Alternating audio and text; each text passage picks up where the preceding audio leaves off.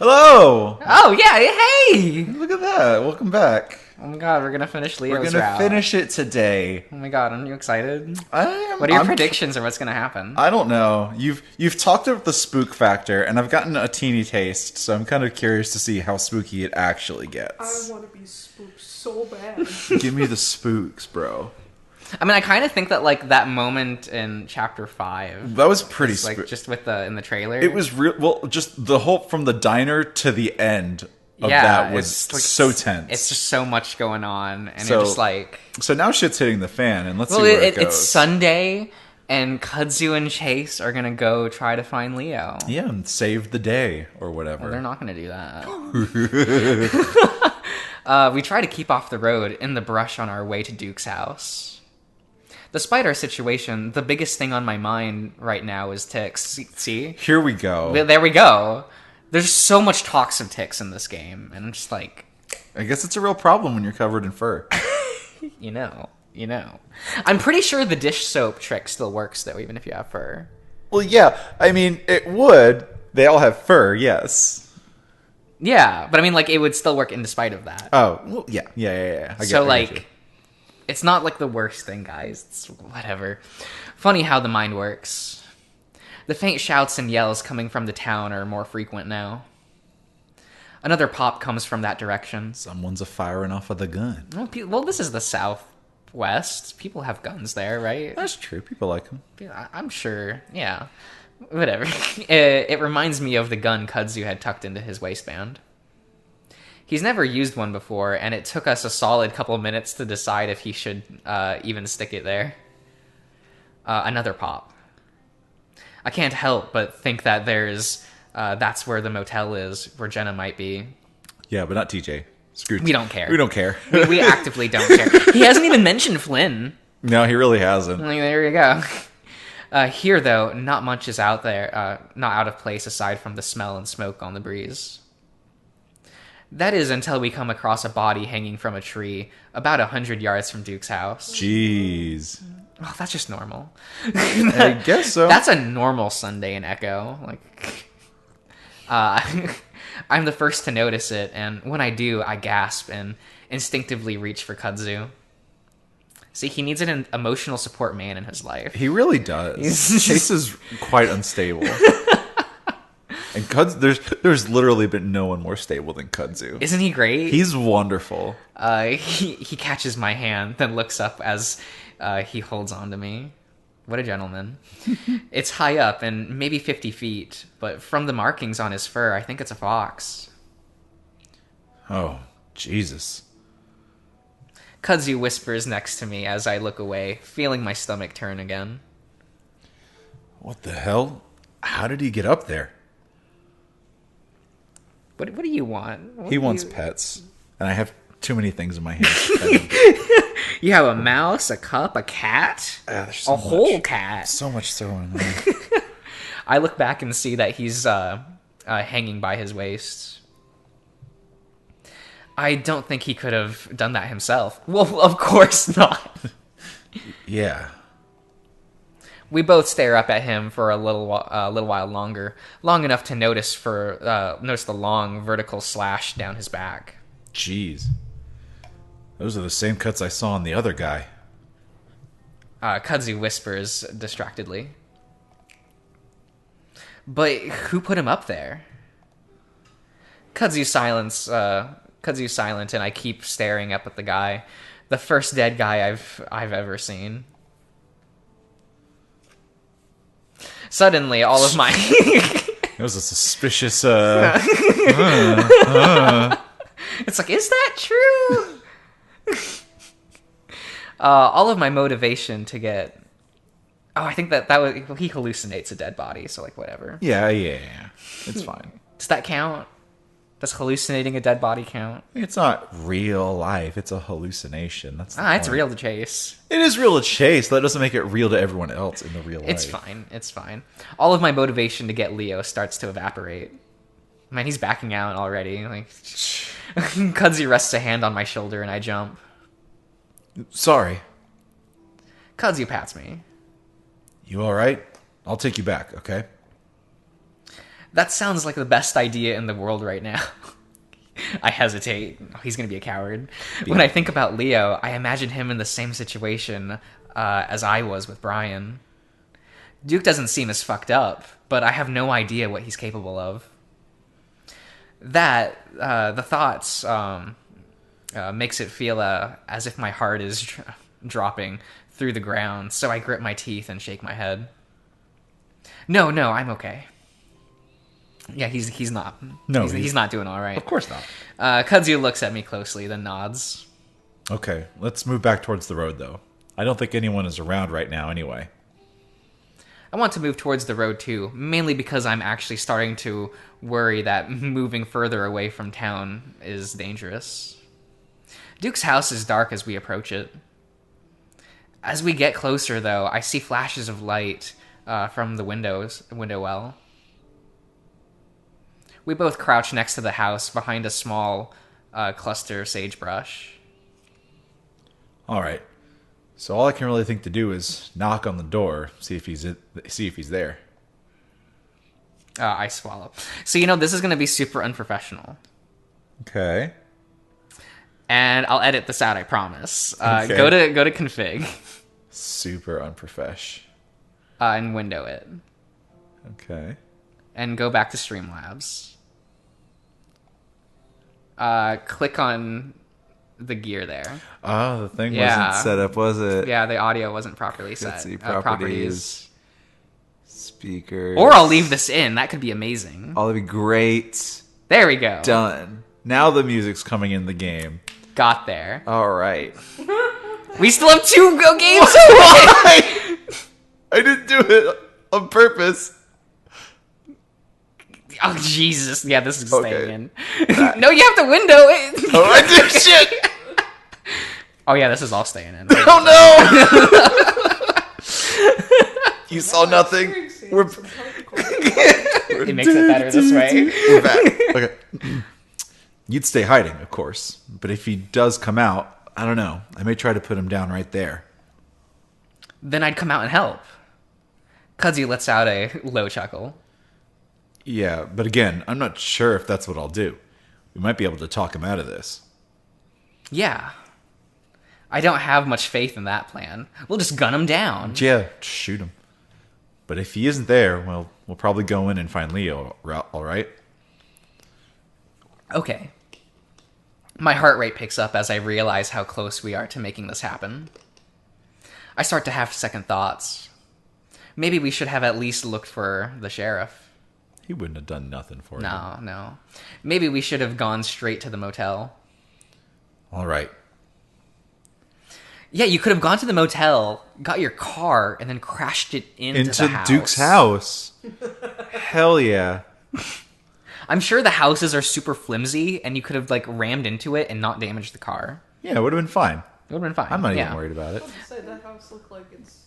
Like it's tinfoil. It might be brick, actually. Looking at that chimney. That looks like brick. That's a... Oh, okay. So, it might be a very short trip into the house. You'll hit a ramp and then go through the ceiling. Go through the roof. Yeah, the roof. The roof is softer.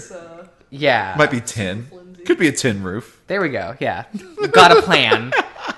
And if we need a ramp, we'll get TJ. His bones will break and his life will end, but he will have served the greater cause. His death will not have been in vain. For once. I tell Kudzu is nervous too, as he wipes his hands on his tank top before standing up slowly. Just watch from here. If he comes out with his gun, though, I'm not going to try anything. He hesitates. And if I get shot or something, don't help. Just run back to my house and start looking for your other friends, I guess. Oh, no. It's fine. Is it? Well, I don't know. There might be a decision that determines things. Now I'm really starting to feel unprepared for all of this. Everything is moving way too fast. There isn't really any time, though. We have to save Leo as soon as possible. There's no telling what Duke might be doing with him. As Kudzu starts to move away, I get the urge to hug him. Now? Chase, that's gay. Can't you do that tomorrow? He's done so much for me already, saving me and now trying to save Leo. But by now he's already halfway across the yard to the house.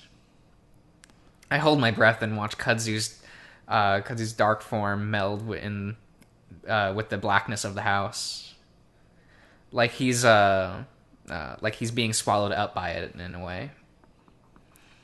After a few moments, I hear him knocking on the door. I listen, trying to breathe through my mouth instead of my whistling nose, so I get better hearing what's going on. Very descriptive. I don't know. Kudzu knocks again, much more loudly. Hey, it's Cud. I need some help.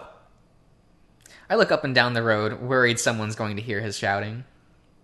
There's a slight rustling behind me, and I look back, eyes wide. I don't see anything at first, but then I feel like there's a shape behind another groove of sagebrush, about 20 feet back. Something crouched, the moonlight defining its shape through the brush. I squint, completely stopping my breath. It looks like it has a tail, a thick one, like an otter.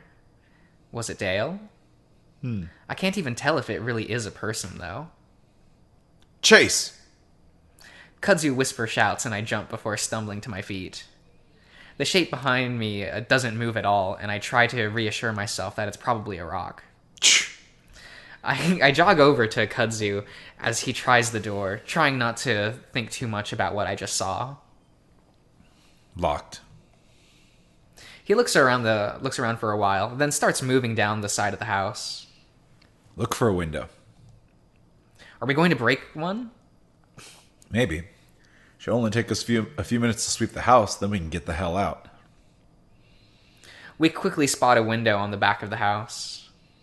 Kudzu looks in a bit. Kudzu looks in and bites his lip. I'm just worried that Duke might still be in there with a gun or something. He bends over, picking up a sizable rock. Oh, not much choice. If I say run, run. Got it? I nod, and Kudzu lifts the rock above his head before smashing it through the window. The sound is probably the loudest fucking thing I've ever heard in my life. I cover my ears like that's gonna lessen the sound. Kudzu jumps to the side, away from the window, reaching back to hold on to me. The fur on Kudzu's body frizzes up as his ears perked up as far as they can go. Once the final Tinkling. Oh, okay. Of the glass subsides, we both listen. My ears are ringing, but the only other sound I can hear are the chirping of the crickets. Finally, Kudzu lets out a soft breath. All right, let's go. I think to push him out a few more shards of glass. Okay. Cat just doing things? Okay. He's hanging out. Once that's done, he's vibing. That's how cats vibe. Okay. Once that's done, the raccoon hoists himself in, very carefully maneuvering around the sharp, broken edges. He turns to reach out to me, helping me through in the same fashion.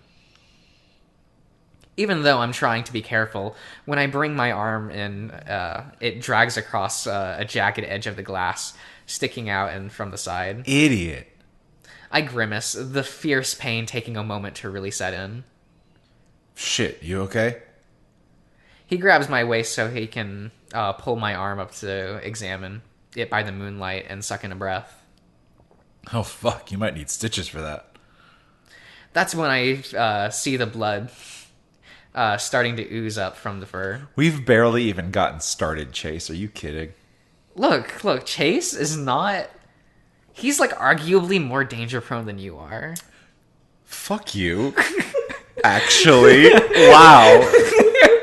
But I'm saying he's more. The rudeness on this man's to even compare me. I don't know. You haven't played the other routes yet.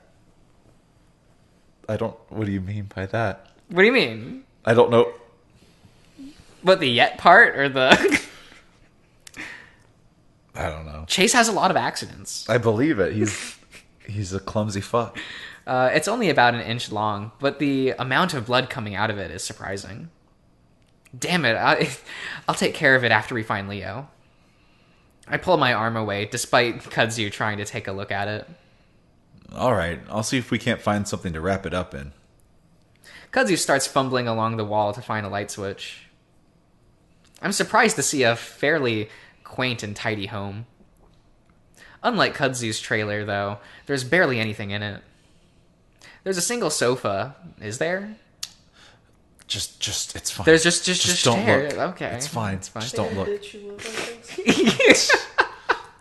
You should have seen fucking Brian's house. Oh my god, that shit's a mess. There's a single sofa and a very old-fashioned TV in what I presume is the living room. There's a fireplace and a few dirty-looking chairs on the other side of the room. In front of us is a very long hallway with a few doors on both sides. All right, check every room and door. It's not a very big house. Kudzu sets out down the hall. Look for stairs. I feel like he'd be in the basement. Does he have a basement? As Kudzu goes into a room to the left, I peer into one on the right. It looks like a bedroom with a single twin in the middle of the room. I take a few steps in, looking around and not seeing anything else. When I turn my back around, I do see some picture frames hung up on the wall. Seems kind of odd for someone like Duke to have those up. In the picture, I see a much, much younger Duke, or at least a pre-meth Duke. Next to him is a female weasel. Her smile small compared to Duke's toothy bearing grin. She's in the three other pictures on that wall. Weird. I wouldn't have thought of anyone would want to be with Duke, especially someone as pretty as that weasel. I move to the next room, and this one is completely empty, painted white. The next door is the last one on the right side of the hall.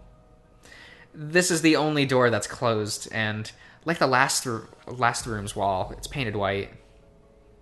It's taller and seems to be a bit thicker than the other door.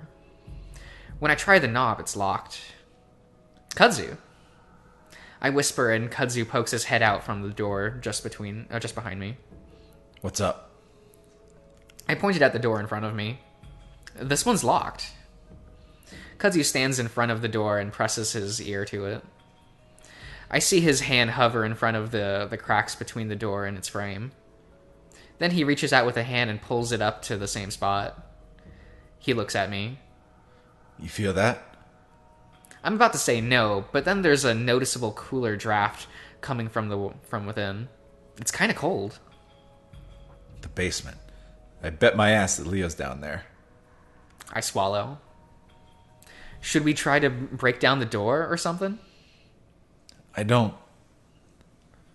Yes. Trapped. You Oh, got he's gonna be him. mad. Yes, he is. He is mad. Oh. Oh, there he goes. Shit. This is why I can't own a cat. Kudzu's ears suddenly perk up straight, and his eyes widen. My fur bristles out. What? That's when I hear it, the crunching of gravel. Oh no. Kudzu grabs my arm and starts pushing me back down the hall towards the back room with the broken window. At that moment, I hear the knob turn suddenly, and my path changes directly as Kudzu steers me into a room out on our left. It's one of the rooms I hadn't looked into myself, and I see that it's a storage room. Boxes are everywhere, and so is a bunch of junk.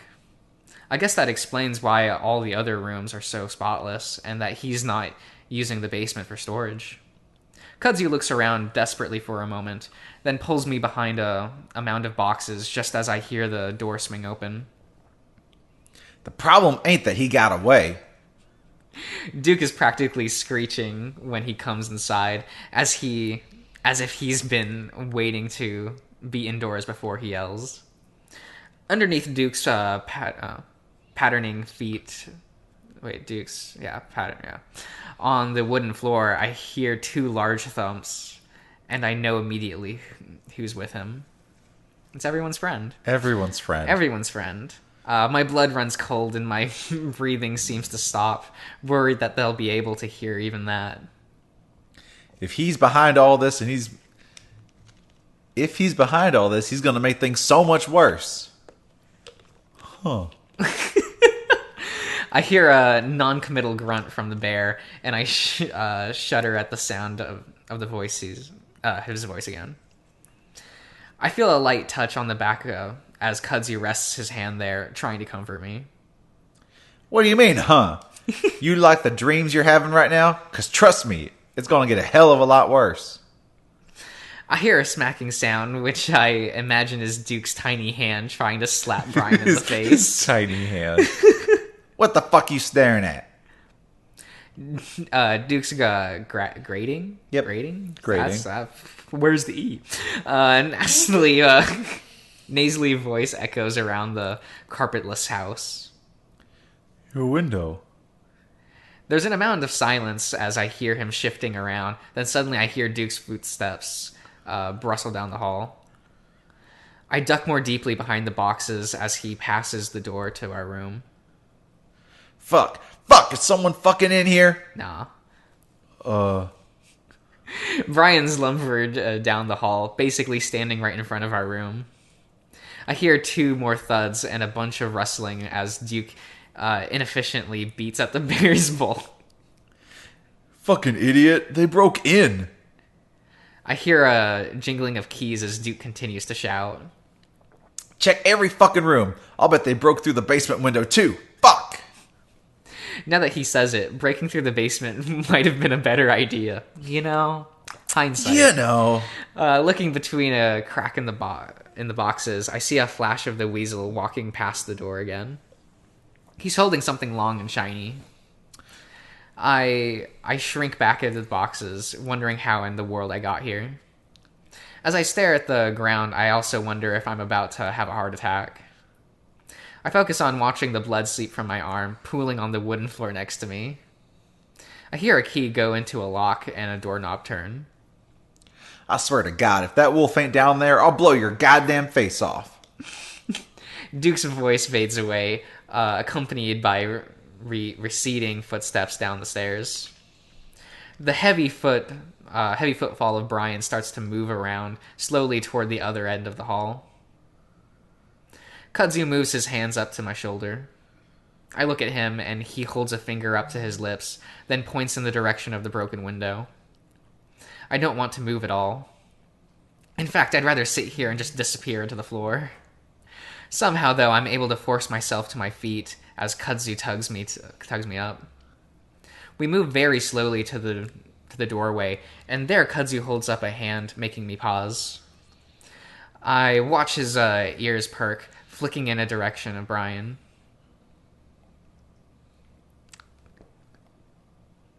Thank you for rotating your safe. Just in case, you know? Just in case. You good? I'm fine. I don't want Kudzu to die. I really like Rotate him. your saves!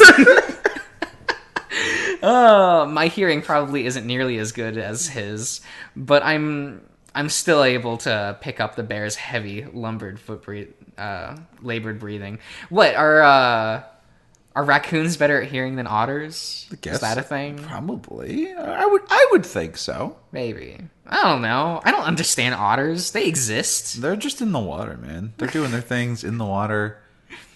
And sound carries better in water. So, like, But I guess that makes sense. That, like, they wouldn't need, like... yeah, I guess so. I don't know. Okay. I'm not going to pretend like I know. Are you not an animal expert?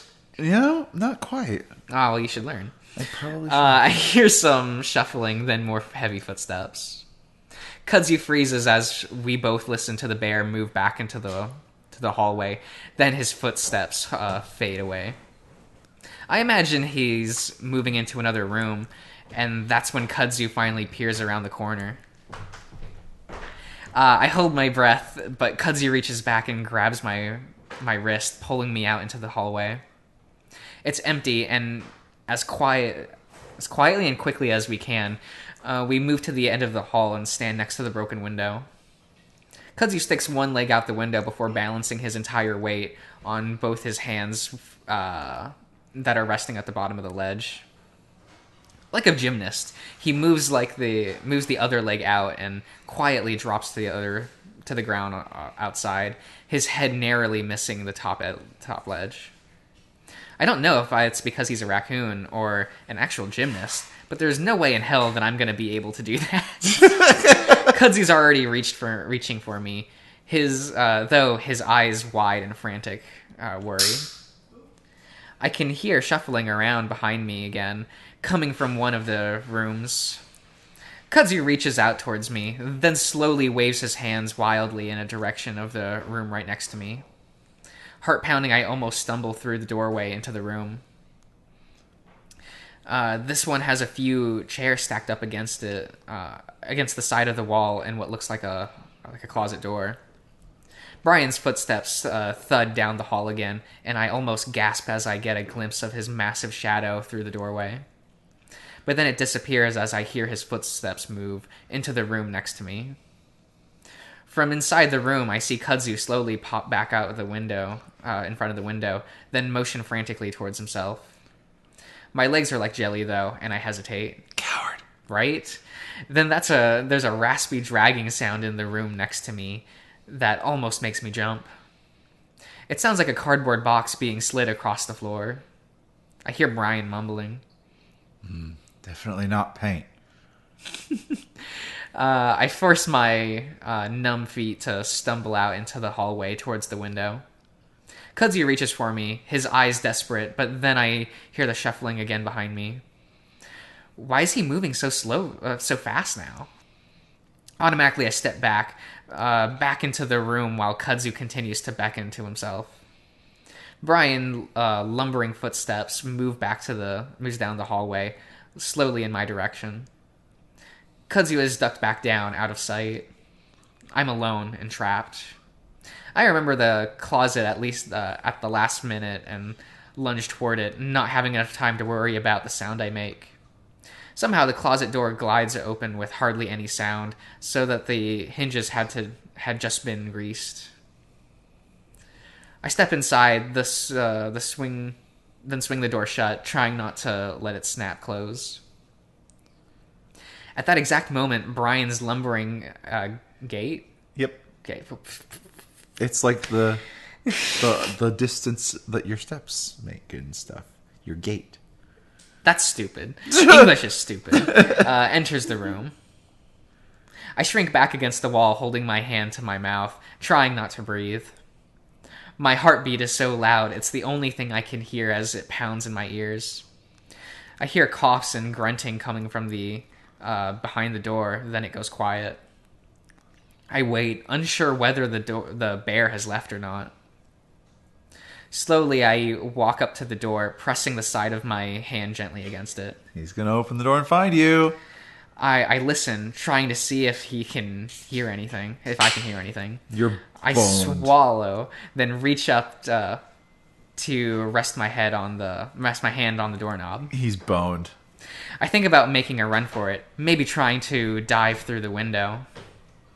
I might get hurt, but if I'm able to get away... I wait for like 2 or maybe 3 minutes. See, that's a reasonable amount of time, though. I mean, you would think, but he didn't hear the You can't not hear when Brian leaves, is the thing. We know he's there. Maybe he just decided to glide. He just decided, I want to, hover my way out of this room this time. Does he smell him? You would think. Brian's a pretty smelly dude. Well, they didn't maybe, the house is smelly, and it's hard to, Maybe. Because Chase didn't comment on the smell. I was about to say, don't bears have really high senses of smell? Do they? Typically, but this is a methed out anthro bear. I don't know. Facts. I don't know if That could Yeah. He's a little methed out. I wait even longer to the point where where I'm sure there's no way someone like Brian could keep that quiet that long. That's kind of. He did spend an entire night with Brian, so. Facts. So as slowly as I can, I push the door open. Chase, you idiot. As it immediately comes in contact with something on the other side before oh my it's even God! a foot open. Bro! It's soft, whatever it is, and the door almost bounces back from it. You idiot! idiots! I wait for a moment. Then, as I'm starting to realize what just happened, a massive bear paw reaches around the edge of the door. You stupid fuck. But I guess there was really no other real thing that was going to happen because he was going to open the door anyway, probably. At some point. I'm... The next half a second, the door is open. Cat. He's going to sit down. Just let him sit. Okay. He didn't get any training from Amnesia the Dark Descent. You can't hold on to him. Yeah, don't look out. You can't hold on to him. You just got to let him sit and then pet him. And he'll do his own thing. He doesn't like being contained. But the containing a cat's the fun part. But then he doesn't stay with you. I don't care about that. It's not my cat.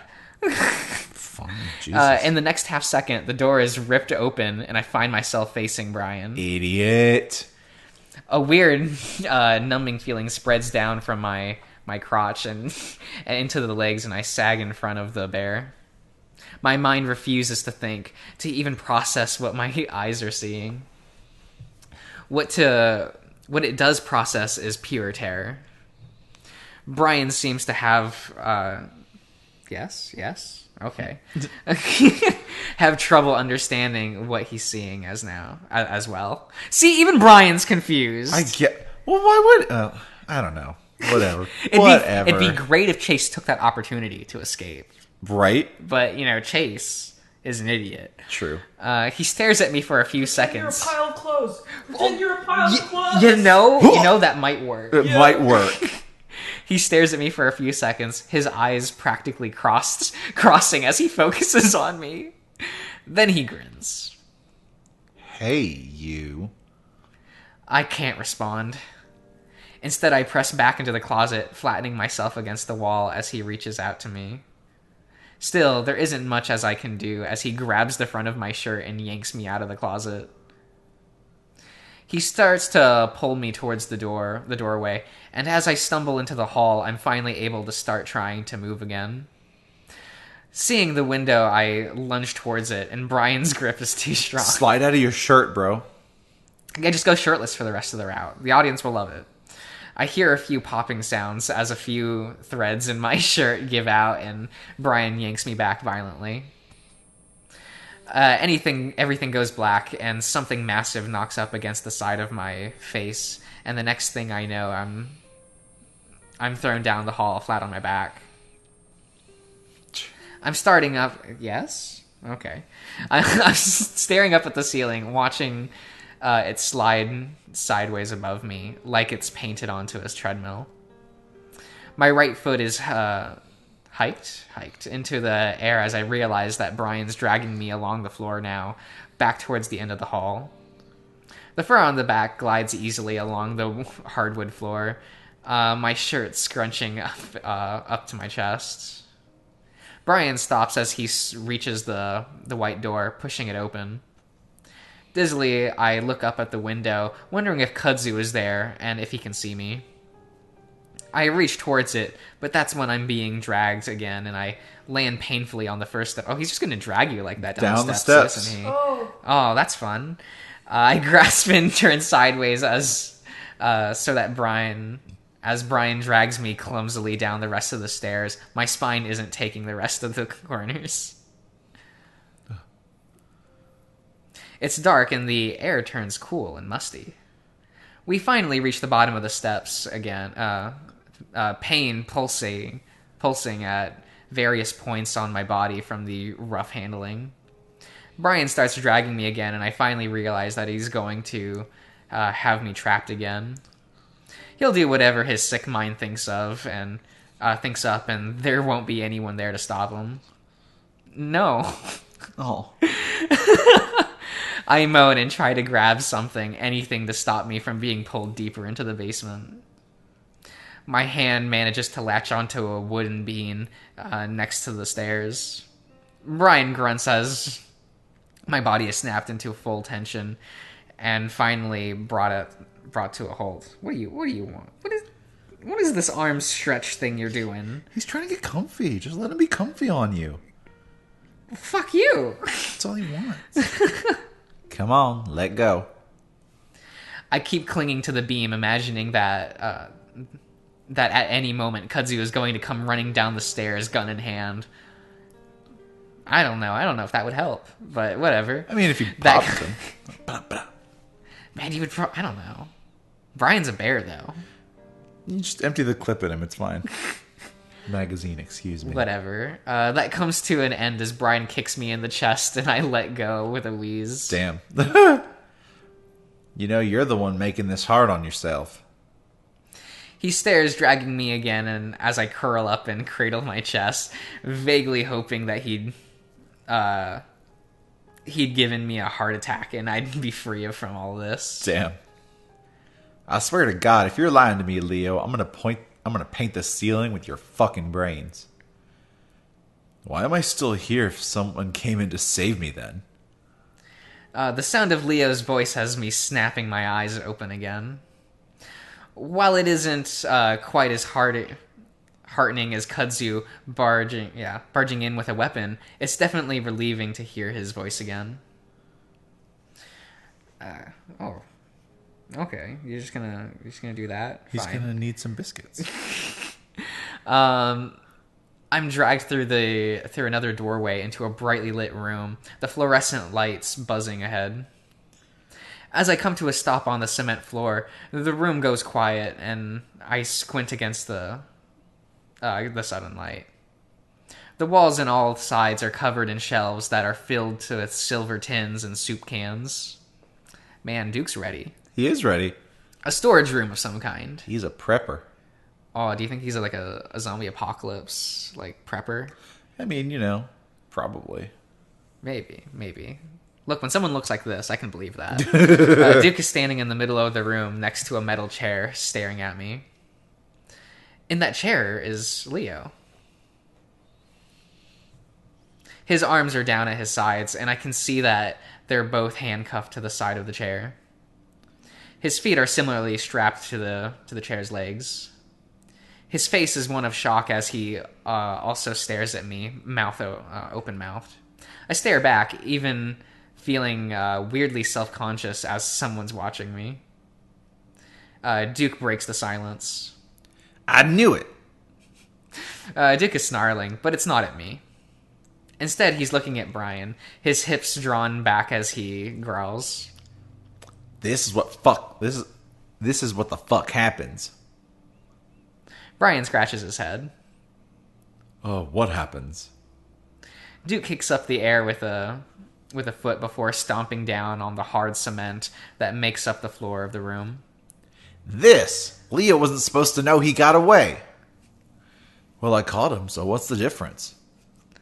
Duke lunges at Brian, swinging his arms a few times to beat his fists uselessly against Brian's bulk. Brian flinches back anyway, letting go of my foot. Leo's staring down at me, mouth slightly less open, and I have no idea what's going on in his mind right now. I suddenly realize how stupid I was to try to come here with Kudzu.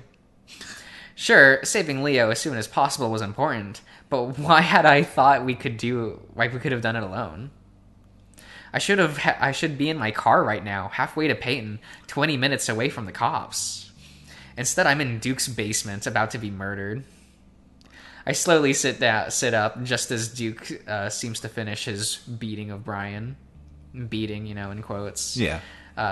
Gasping, he turns to me. With his tiny little hands. Fuck. Well, if you're here, I guess we'll just have to make use of you. He waves his hands loosely between me and Brian. Pick him up. Wait a second. Just shut up. Brian picks me up roughly, almost encircling my chest with his hand, alone as he pins my arm to my sides. Damn it. He's a bear. Sure, he's huge. Chase is tiny.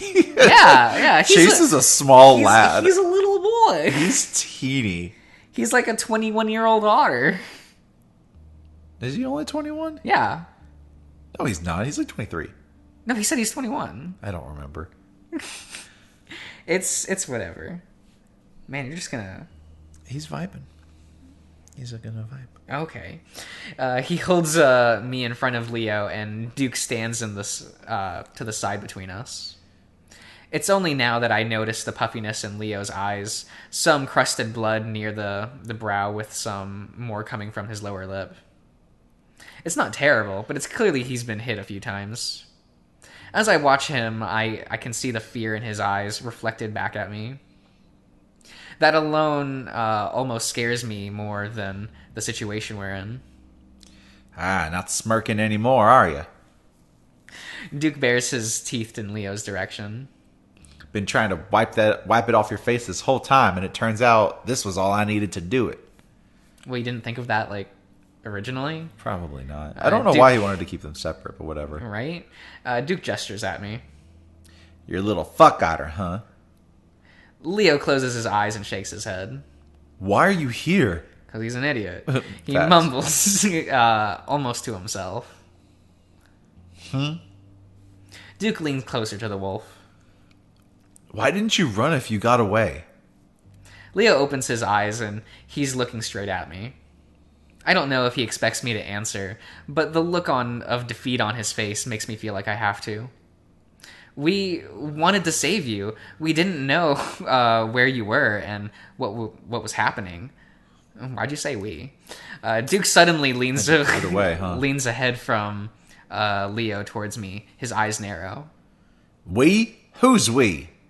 Idiot. I feel the royal we. The royal we. That's me, how Chase myself, and I. Yeah, that's just how Chase talks. I feel my stomach drop as I realize what I've done. I mean us. I saw some of my friends out there before I came here, but I'm alone. Duke studies me closely. Was there anyone else up there, Brian? Brian is sulking. Right, that. Okay. Why are you sulking? Behind me, letting go of my shoulder occasionally to rub at his chin. Didn't see anyone except this otter. Duke looks up at the ceiling, like he's listening for footsteps or something. Duke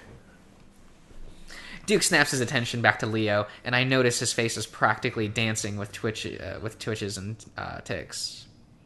This is crazy. Leo and I don't know that word. Enunciates. What? Enunciates. Is that how that word's spelled? That is. Jesus Christ. I don't each word through gritting teeth, his muzzle lowered so that he's looking up at Duke's eyes, eye to eye. Look at this. Look at everything you've done. It makes no sense. It makes perfect sense. Duke lets out a high-pitched laugh. Crazy? You know what's crazy? Duke gestures at me again. Ask him what he saw out there. Duke turns to face me, swinging his hand from me to Leo. Go on, tell him. He doesn't believe me. The corner of Duke's eye seems to have a mind of its own. It's like there's a kind of living creature under the surface, writhing around. Was it a little crazy? I stare at Duke, entranced, until Brian gives me a quick jerk, yeah. I saw a body. There were gunshots. Duke giggles. And that ain't the half of it. House is on fire, people eating each other. You think I'm crazy for shooting Janice, but if you knew... But how the hell are we supposed to know why that is? Leo leans forward as far as his bonds let him, eyes wide, almost pleading with Duke. This started when you got here. Duke lowers his voice dangerously. Yes? Huh? Cat? Okay. Leaning back towards Leo, their noses almost touching. Now kiss. That doesn't mean shit. Leo speaks haltingly. Haltingly. That word just sounds fake. Back at the weasel. That's how words be. Does this? Suddenly, Duke suddenly pulls a gun out from the waistband of his pants and points it straight at my face. Oh shit. Shoot him. I'm barely able to comprehend it before Brian jumps to the side with me, out of the way of the gun. He's gonna fucking shoot Brian too. Fucking Christ, Duke! Don't point it at me. Idiots! Leo almost stands up to his toes with the chair still attached to his body, fur bristled out over his body. Duke lowers the gun, though, still watching Leo. Leo slumps back into the chair, trembling. Just stop, Duke. I don't know anything. Duke stares for a moment at the wolf, frowning. Then he looks down at his gun, as if contemplating something. Slowly, he looks at me, then points the gun at Leo's head. My heart jumps in my throat, and Brian has a hold on me. As I try to hold out my hands. Wait, what are you doing? Maybe it's just you, Otter. What? It's you I was seeing before you got here, and it was you I saw sneaking around at night. What the hell are you talking about? I feel myself start to panic as I see Duke's fingers tighten around the trigger. I don't know what's happening. Leo's doing his best to try to keep his head out of the line of the fire, leaning his head as far as the side as he can. That's funny. Duke doesn't seems to be paying attention to him, though, instead keeping his eyes on me. Just explain to me why you think it's me. Maybe I can help. That seems to get some sort of reaction out of Duke as he lowers the gun just a bit. The problem now is that he's pointing at Leo's chest, and there's no way he can dodge that. Oops. Duke is studying me closely, as if trying to figure out what to say. You know this has happened before. Like 100 years ago. My mind races. Which he was totally alive for. Yeah, he was. The mass hysteria thing, like 100 years ago? Yeah, that's right. See, how do you know that? He looks closely at me, but I'm relieved as he finally takes the gun away from Leo to be pointing at the ground. I did some research before coming here. I'm doing a news story on Echo for school. Duke is still eyeing me suspiciously. So you know about the murder? I try to think back to my research about what exactly happened.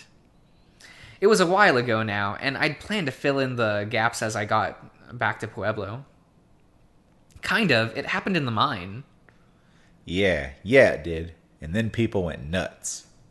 Only for like a day. It's fine. It's like the purge, right? Right? I wait, but Duke doesn't go on, filling the air with awkward silence. I can see Leo's head looking back and forth, probably trying to keep up with the way to get out of this. I hope he figures something out, because I have... Shit. I have no idea how we're going to do that. But do you know why? I'm trying to shift through Duke's psyche to figure out why he thinks this might be related to Leo and I. Duke breathes. Breathing has leveled off as with his cat stop vibrating. He's purring. It's I don't like it. With his calmness, there's a feeling that we've managed to ride out the storm. My grandpappy lived through it all and stayed in the town after. Oh? Was his name Cliff? Was it? I think they have the same last name, if I remember right. So, I noticed Leo's not looking around anymore. Instead, his eyes are trained on the door behind me and slightly to my right.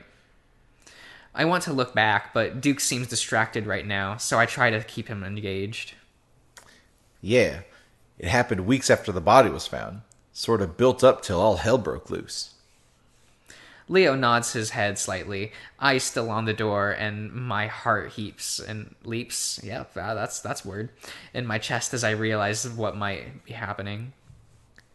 Do you know why that was? Duke shakes his head. There's something bad in this town. The earth's bad, the air's bad, everything's tainted. So, you think something's in the air? Or water? Or something? I lean a bit back to the left, trying to keep Duke's eyes on me, away from Leo or the door. I don't know about that, but my grandpappy thought that because they didn't catch the murderer.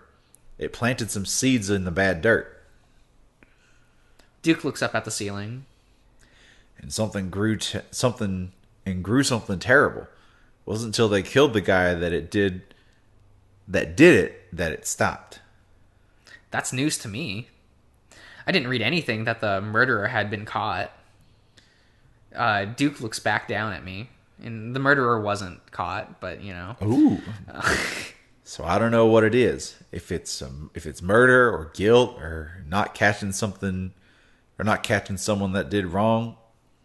I hear the softest sound of a footpad against the floor behind me, and pray that none of the others did.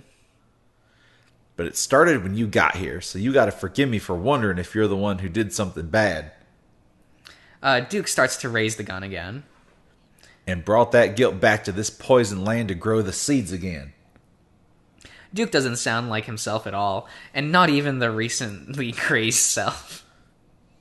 Still, though, I don't want to admit it. I start to have an idea of what Duke might be getting at. How this all fits into our history. What was that kid's name a while back that died in the lake? He wasn't murdered. You sure about that? Yeah. Oh, shit. Yes. Oh, shit.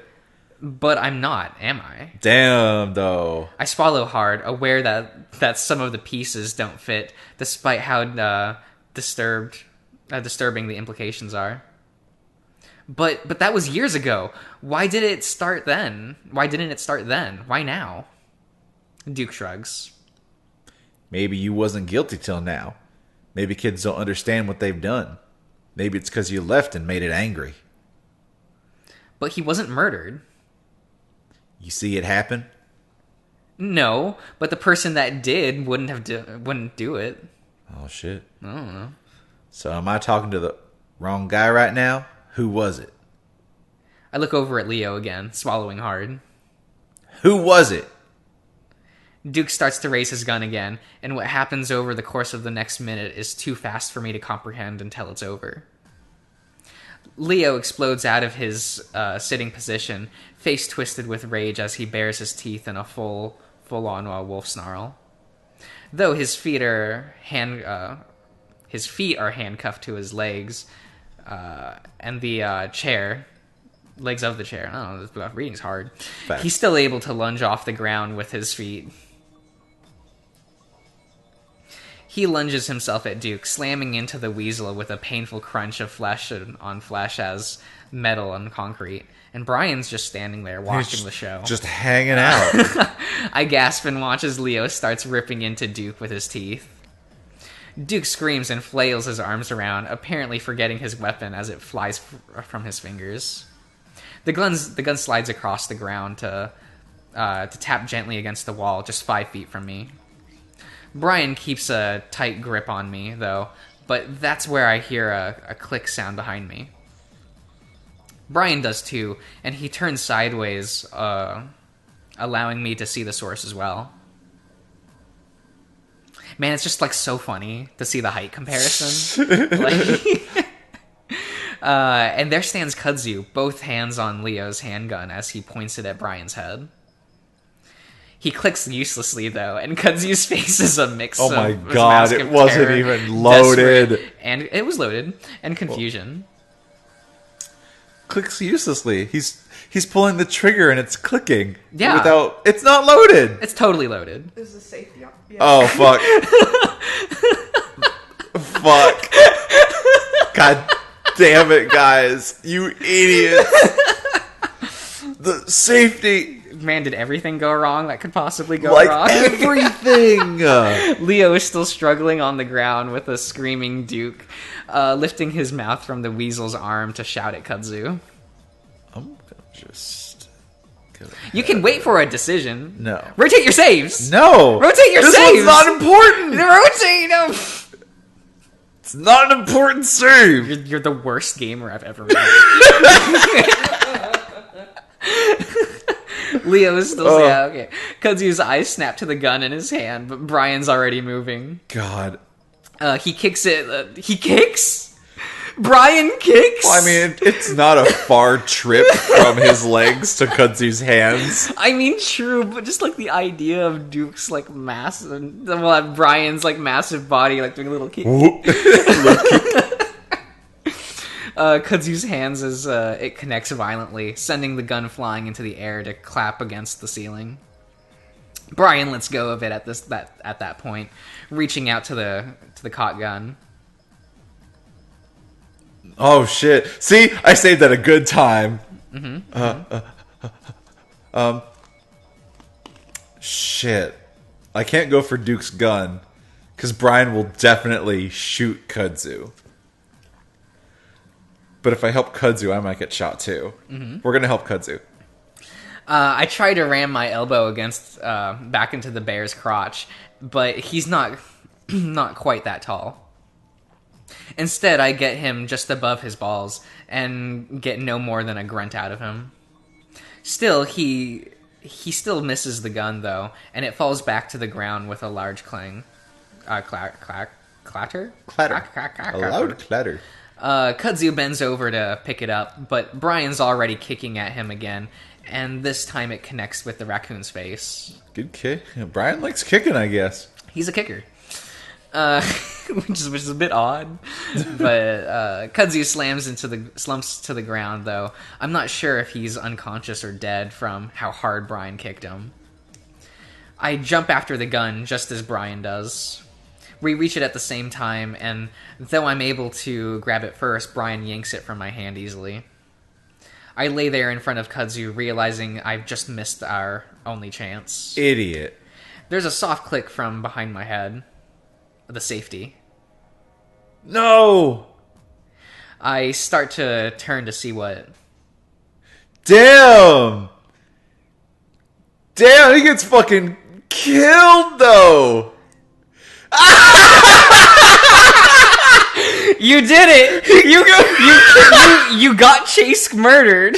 Straight up back to the fucking... Darian, why'd you kill Chase? Oh, because he sucks.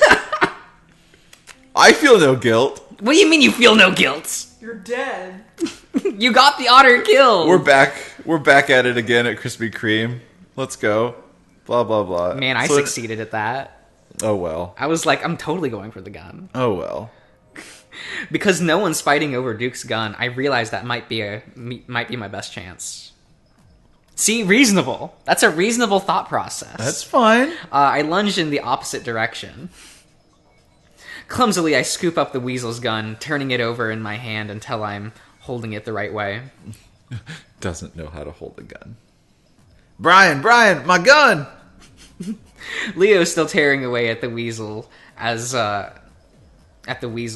Duke holds them up in defense. I turn around, crouched back against the wall as I see Brian standing over a downed Kudzu. I can only pray that he hasn't killed him. I point the gun at Brian just as he turns around to face me. Seeing that he's about to get shot, the bear lunges at me, his massive paws upstretching out. Oh, does he pop him? Towards me. Is he gonna pop him? Luckily for me, the gun is loaded. Trying to keep myself steady, I manage to find the safety and flick it off. I shoot him right in the face. Yo! Bah! The sound is so loud in the tiny room that my hearing goes out for a moment. Brian crumples to the floor, and the room goes quiet. But only for a moment. An earthy howling sounds come from the bear as he slowly props himself up to his up on his hands, looking back at me. For a moment, I wonder if the evil powers of Echo have brought him back to life somehow. Are there blanks in the gun? But no, Oh, no. There's a bloody hole just above his the blunt nose. Is that okay? Yeah. And I see the white of the bone peeking through the red. Damu. Somehow the bullet doesn't even pierce the skull. Yeah, he's a bear. He's a bear. He's got a thick skull. I guess a handgun isn't usually Yeah, no. I mean, if you just shoot a bear with a handgun, that's not gonna really. No, it's not. He's still gonna come at you. Yeah. Shakily, I raise the gun again, but Brian rolls away to the door with and with speed that shouldn't be possible for a bear his size, he's gone. He dips. I stare for a moment, wondering if I should run after him, but a snarl next to me as me pointing the gun at Duke instead. Leo is still tearing into his arm as Duke howls at the top of his lungs, trying to cover his face. Leo, stop! I've got a gun on him. I mean, fair. Leo looks up at me with his wild eyes, causing for a moment before letting out a mustelid. Mustelids. Okay. I guess that's kind of what he is. A weasel Is is that I think it's mustelid? like. I think so. Okay. Bloody drool hanging from his chin. I try to ignore that and keep the gun trained on Duke's head as Leo flips to the side of his chair.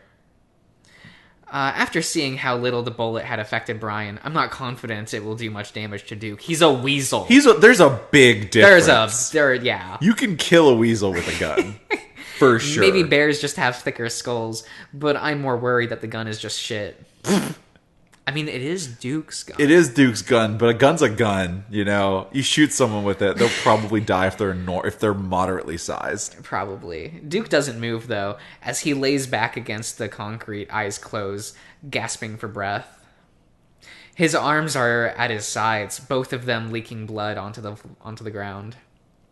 Leo really did a number on him. I don't think anyone cares. Nope. He definitely needs to go to the hospital.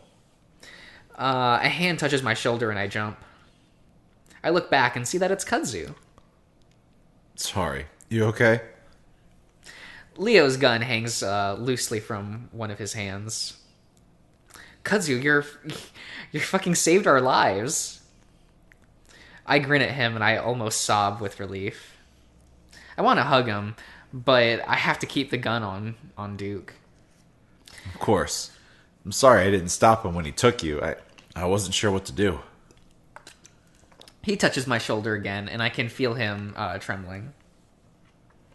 Don't worry about it. We're okay now. I mean, Chase died, but, we're okay now. Hey.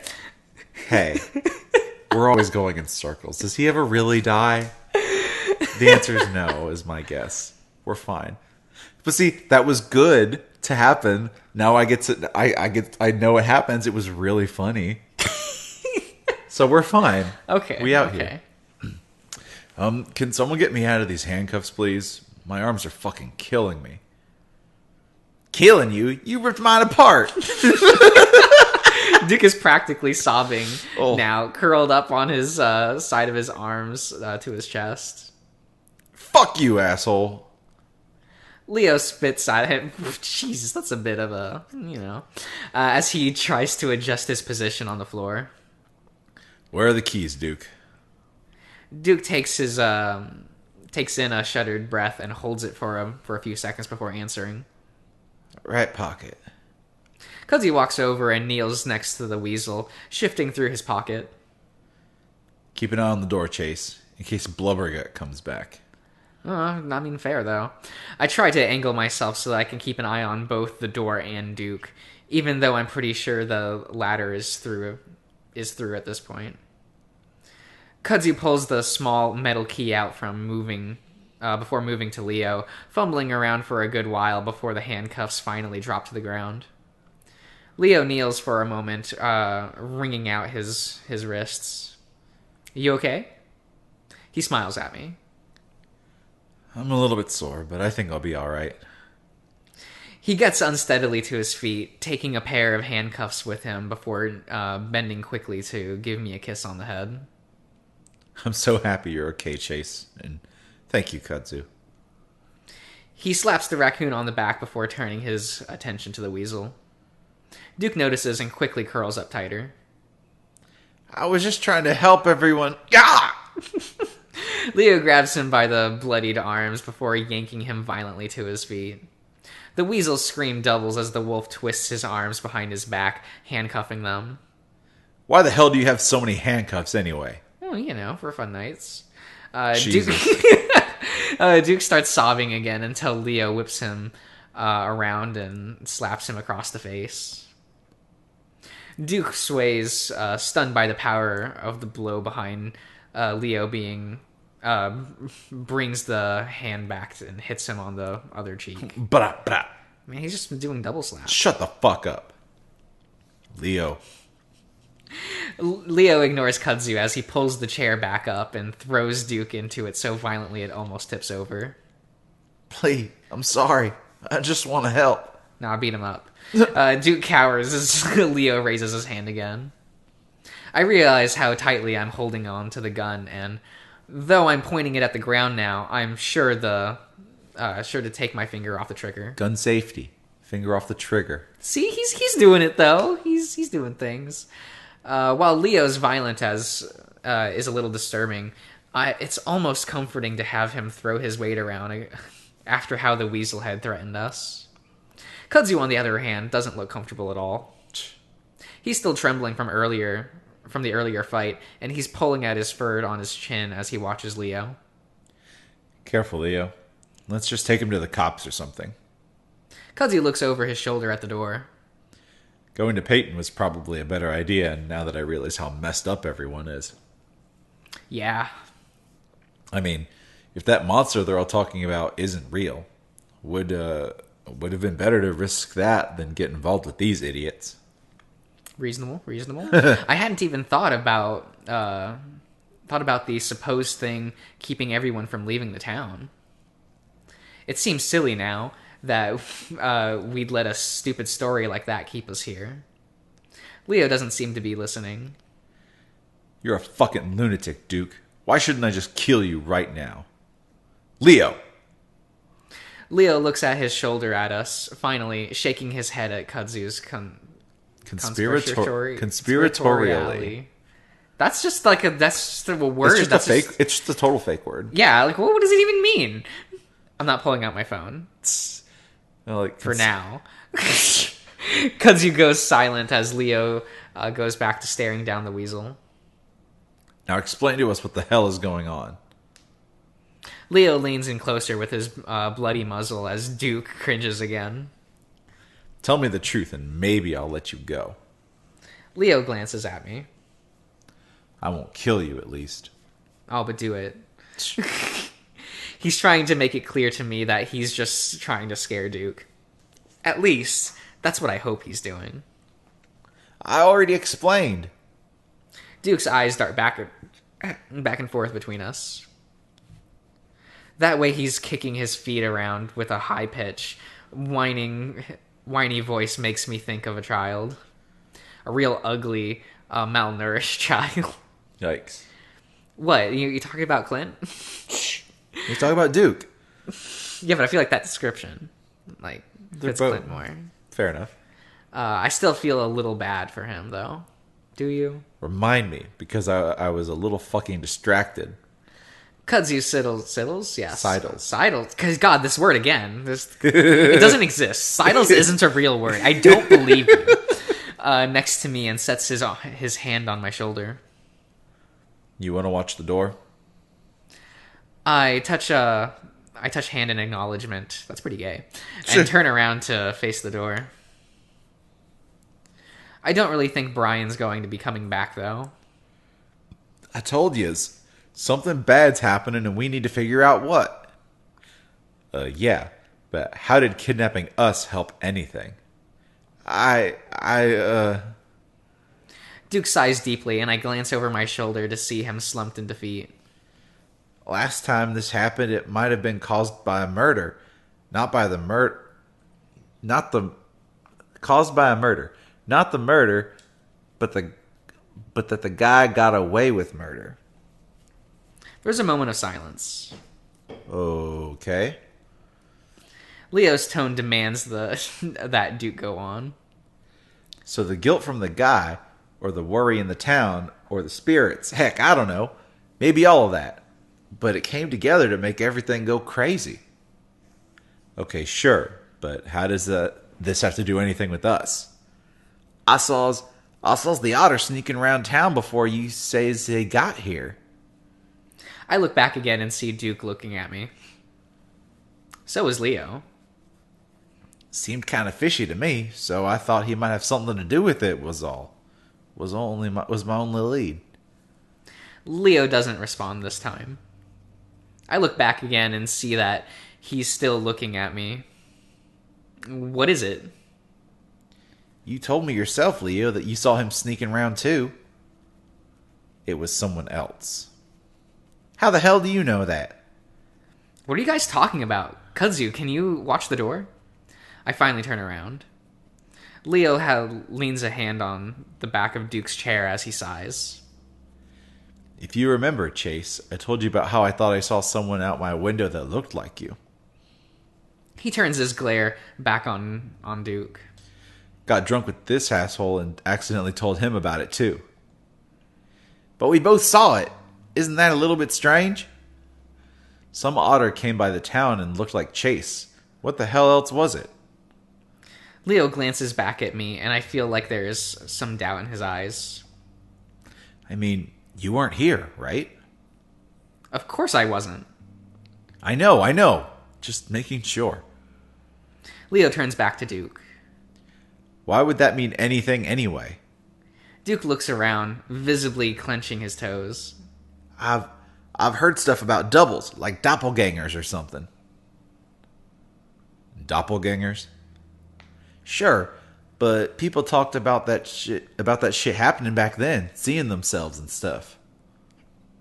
Okay, so if we believe that shit, why would it mean he has anything to do with anything? Well, my grandpappy said that the guy that did it was in 2 or 3 places at once sometimes. There's a moment of silence as we all absorb that bit of information. Sounds like a load of shit to me, Duke. Duke jumps up in his seat. I'm just telling you what I know. So what's your solution to all of this, then? I don't know. It stopped when they got the guy. Duke cowers in the chair, then glances at me. Leo follows his gaze, and his eyes turn steely. Duke seems to notice Leo's sudden change in demeanor, but before he can do anything, he gets a massive slap from the wolf. Damn. Leo, stop it. Oh, but it's fun. Duke immediately starts sobbing again and curls in on himself. Me? This fucker wants to get at Chase. It did seem that way. Did Duke think the only way to stop all of the problems in this town was to kill me? Duke? Kudzu tries a different approach, his voice much gentler than Leo's. The problem with your theory is that Chase hasn't killed anyone. Right, Chase? Of course not. He almost killed Brian. Of course not. Ooh, look at the different text. You've seen this before. We have seen this before. Have you figured out who that is? It was probably Chase, I would imagine. Oh, okay. You're always going in circles. He's talking to himself because there's a second one of him running around. We've seen him. He's the superior Chase. He doesn't have the goatee. That stupid goatee. And he was in Route 65. Yeah. So maybe we need to rethink things a little, huh? But the font was different. It was different. This one was kind of bold, huh? Yeah. Or maybe he can do that in the fucking jail cell. We're going back to get my van, then we're going to get the hell out of here. If we can. I'm still not sure about that thing the mayor was talking about. What thing? A monster or something? The mayor told us it's killing people that are trying to leave town. Leo stares. Has the town really gone that fucking insane? Kudzu shrugs. There were bodies. Jesus. Leo looks around. Well, it still sounds like bullshit, but if there's anything, we'll be able to leave. We'll be fine if we leave in a car. The motel is closer, so we can use my car instead. Sure. Duke is still staring at me with a hard look. I get the feeling that despite all of the things we just told him, he's not buying it. Leo hauls the weasel off the chair, gaining a little squeak of pain from Duke as he forced to break eye contact with me. What about the others? We leave them. We're going to try to find everyone we can before we leave, but the priority is to get ourselves to a police station. Leo posed me to stand in front of him before gesturing at Kudzu. Cud, take the gun. Safety's off now. Kudzu visibly frowns as I hand it to him. Yeah, sorry about that. I want chase between us. I don't trust these fuckers to not try anything, especially if Brian comes back. So with Kudzu leading the way, we make our way out of Brian's house. Brian's house. This is Duke's house. This is Duke's house, friend. Come on. That's now. a typo. For shame.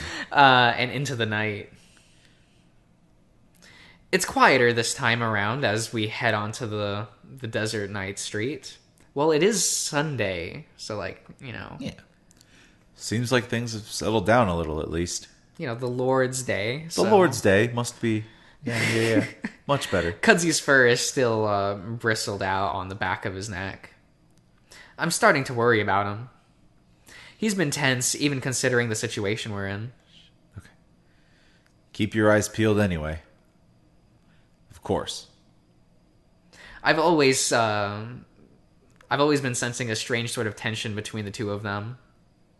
It can probably be put to the situation currently at hand, though. We're all on edge. I can see that the motel away down the road, but ominously, the lights are all out. Duke has gone quiet for the most part.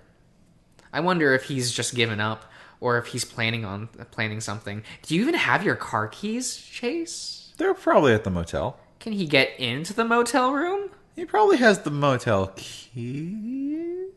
Isn't it key cards? He might have that. Was his wallet taken? Yeah, but if the power is out, does it?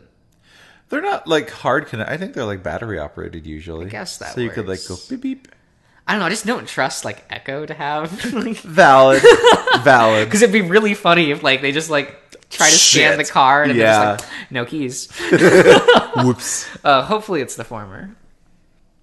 I'm not really seeing anything out of the ordinary here. Trust me, things are fucked up. We pass the diner, the moonlight glinting softly off its metal edges. A dark, sick feeling set in as I stare at the black windows. That's where it all started. Should we check it to see if she's still there? Leo's quiet behind me for a moment, then clears his throat. Don't see why we'd need to do that. I don't know, tell the cops about it or something? If the cops haven't been there, then I'm sure she's still in there. No use looking inside. All right. Hey, it's gonna be okay, alright?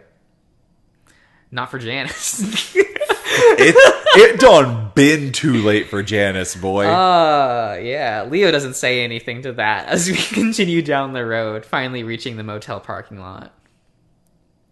Keep moving. I look behind me and see that Duke stopped, still looking back at the diner. I see something. What? Kudzu stops too and looks back at us. Something. I look at the diner, but I see nothing moving in the windows or in the front of it. It's way too dark to see anything in there anyway. Leo prods at Duke's backs, but the weasel refuses to move, rooted to the spot. Am I gonna have to carry you? Nah, just throw him. Leo lets go of Duke for just a moment, reaching up to turn him around, probably to throw the weasel over his shoulder. But before he can do that, Duke screams, long and loud, as he raises his hands on the back of my neck. What? Okay. As it raises the hairs. Hairs. Yeah, that's what I meant. It's fine. It's Whatever. fine. Before Leo can stop him, the weasel takes off into the night, away from the diner, towards a grouping of trees and bushes, probably full of ticks, on the side of the road. Very important detail. Lyme's disease. Right? That's probably a big issue for these characters. Probably. Leo curses and immediately goes after him. Why didn't you, have dialogue with him cursing? So, saying, fuck. Yeah. Kudzu starts to follow. Don't follow me. Wait by the car. Leo shouts over his shoulder before disappearing into the brush. Then, more faintly, And watch Chase. Kudzu and I stare into the darkness, listening to the two of them crash through the bushes before fading out into silence. After a few moments, Kudzu rubs his head and turns to me. Well, I guess we should get to the car then. Reasonable. I frown, not really worried that Duke can do much to Leo, but rather that they'll run into someone that could. Shouldn't be that hard to catch him. He's in handcuffs. Duke can be fast when he wants to be. Ah, fuck. I feel like we should have gone with him. I keep staring into the darkness of the brush, and Kudzu puts a hand on my shoulder as he passes. Don't worry, Leo can take care of himself, especially when he's up against someone like Duke. A handcuffed Duke. Yeah. Reluctantly, I follow the raccoon. Leo's brief presence has been so strong and reassuring, it's just kind of jarring to be without him again. At the same time, though, it's not all that different with Kudzu. Leo's just more overpowering with it, I guess. Kudzu's clearly the better boyfriend. No.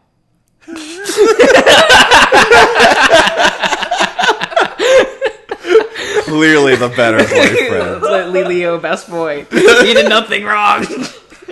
I'll fight you I will. Leo is better. I fished my keys out of my pocket, then suddenly realized where we're at. Hey, we should check our room. Jenna or TJ might be in there. Maybe even some of the others. Like who? Who would have access to the whole motel room? Maybe they went there with Jenna or TJ. Oh, because I believe that Carl would leave his fucking house. I mean, facts. Kudzu looks at the dark motel, scanning the rows of doors. Yeah, we should, but I think we should wait for Leo. I don't really trust anyone right now. I realize he's implying that one of my friends could have gone insane, too, and I also realize I can't blame him. From what I saw and what I've heard, TJ might be acting the same way as Duke, running around wildly with just screaming at the air. Yep, swatting away at things. The thought causes my stomach to churn sickly. Why? Listen, I gotta pee real quick, okay? Thanks for the information. Love it. Real Okay. important. Real important. I'm just gonna go over behind that corner. Why don't you just wait until we go? If we're gonna check out the motel room, there is a toilet. But they doesn't want to wait for Leo to get back to check out the motel room. Well, fucking just the two of you do it. It's fine. He just said maybe we should wait for Leo. We just went Yes, over but this. like if he has to use the restroom, I'll just be like, then we could just check the room. Like, Nah, fuck it. bro. If the room is locked, then like, It doesn't matter one way or the other, sure. then like the only people who could get in there is Jenna or TJ. So whatever, it shouldn't matter. Just He gotta- points over to the side of the motel. He's just gotta piss, man. No problem. I'm getting just a little annoyed that everyone is acting like I'm a child that needs to be watched. You do. You are though. Cool. Be right back. I mean, like, every time Chase has been left alone, like, something bad happens. True. I shot a bear. I'm an adult. I got strapped to a table by a bear once. It was great. Kudzu does a little jog away from disappearing around the corner. I lean back against the door of the car, swinging the keys around in my finger. It's completely quiet now, and I haven't heard a single gunshot since we got outside. I wonder if everyone that's been fighting is dead now. Or maybe they just realized how ridiculous the mayor's story was and left. Thinking about the supposed monster that I definitely don't believe in, though, has me looking over my shoulder into the darkness. I definitely don't believe in. Images of a hanging body crosses my mind. Shit. I look over to where Kudzu went. It's been a while. Shouldn't he be done by now? He really had to go. Look, his bladder full. Bladder full. I pop from the a pop from the bushes across the street makes me jump. Leo? My voice almost comes to a whisper. There's definitely something there. Its form stands out just a shade darker from the tree behind it. It might be a bush, but it looks thin, like a person. I squint at it, and that's when I see a glint of two eyes in the darkness. I freeze. Whatever it is, there's no response from it, and there's definitely that's not a good sign. I decide that I'm just not going to move until Kudzu gets here. Yeah, and if it does move, I'll just run over to where Kudzu went. I don't think he'll mind me catching him and his pants down if there's a fucking psychopath chasing after us. I think a thick tail swishes out to the side of the dark thing. Slowly, I feel behind myself for the keyhole to the car door, sliding the key into it and unlocking it. Actually, it's just that I'll just get into the car and... Footsteps to my right. Duke, his eyes wild, is on me in an instant. Damn. He slams into me so hard I'm sent to the asphalt with an impact that rattles my brain. I roll over groggily and see Duke bent over, his hands fumbling on the ground. Somehow he's moved his handcuffs from the behind to his front. I realize that I don't have my keys anymore at the same time that Duke stands up, keys in hand. Dang. Kudzu! I yell out and reach for Duke, who dodges away, throwing some kicks at me before yanking my car door open. Fuck! I lunge for the handle, but I see the weasel slam the door and lock just as I reach it. Kudzu comes around the corner just as Duke starts up the car. Duke! I shout uselessly at Kudzu as Duke peels out, yanking the handle from my grasp, throwing me into to hop back a step to stop from being run over. Of course, I think that Duke's just going to take off down the road and get the hell out of Echo. I have no idea that he's going to turn sharply into the parking lot and come straight at me. Oh my god. Chase! Kudzu screams at me, just 20 feet away now. But there's no time. The car is coming at me. I jump to my left, but Duke easily follows my movement. I see the license plate and the headlights, which Duke hasn't turned on. I jump and land on the hood of the car as it hits me. I feel like my body is falling through the air. I see the stars and the moon. And then I land. You got him killed again. Yeah, look at me go. I'm so good at this. The desert stretches and wind in the distance rises and falls with the mountains, hills, and the valleys. It's endless, monolithic, passionless. Except here. Its mark is clear on the land, like a stain, a blemish in the beige patchwork of the wilderness. The earth's bad, the air's bad, everything's tainted. Tainted. The mark is old, it's ancient. Been here longer than people. All people. And they knew it, too. Everyone who's been here knows it. So do you, even though you're not from here. You were drawn to the stain like all other evil that's planted itself here. You can see it right through the otter's eyes. You can see its influence stretch above you like black tendrils into the dark red sky. They stretch, search, reach for anything alive, to stain anything they touch. So it is, so it will always be. Chase! Don't worry about that. That doesn't... Yeah, okay, sure. I stare groggily up to the face above me.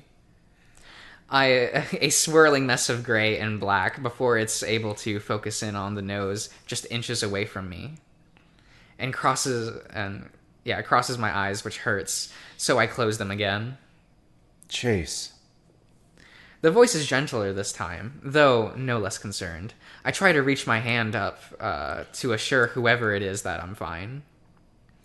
I feel the soft velvet sensation by an ear catch between my fingers and the person above me still. What happened? Are you guys okay? Your car isn't. I mumble thickly past lips that doesn't seem to cooperate with words. I know that feeling. That doesn't seem to make sense. Are you? He hit you really hard. I feel a hand run up the top of my head like it's looking for something. Did you hit your head? I feel my own head, keeping the other hand resting on Kudzu's head. That's right, Kudzu. the new better boyfriend. No. I pushed myself up suddenly, realizing where I am and what just happened. I look around into the night. The surreal feeling of regaining consciousness in this nightmare makes me all the more horrific. Shit, where is he? Down the road. I try to press myself up, but Kudzu holds me down firmly. Duke, he took off somewhere? Kudzu looks around, his ears pointed up as if listening before looking down again at me as I try to sit up again. You need to stay down for now. Something might be injured. I think I'm okay, just a little bit out of it. Kudzu gazes down at me for a moment, and I'm left staring into his deep, dark eyes. Deep, dark eyes. Chase. That's when the sound of feet slapping against the asphalt breaks the spell, and Kudzu looks behind himself. What the hell? Duke just... Kudzu is suddenly shoved roughly Oh my away. God. And I find myself held up in Leo's arms. What the fuck happened? Leo desperately looks me up and down as he holds me in his arms. Leo, you need to chill. Did he shoot you? He's worried about his boyfriend. He needs to chill.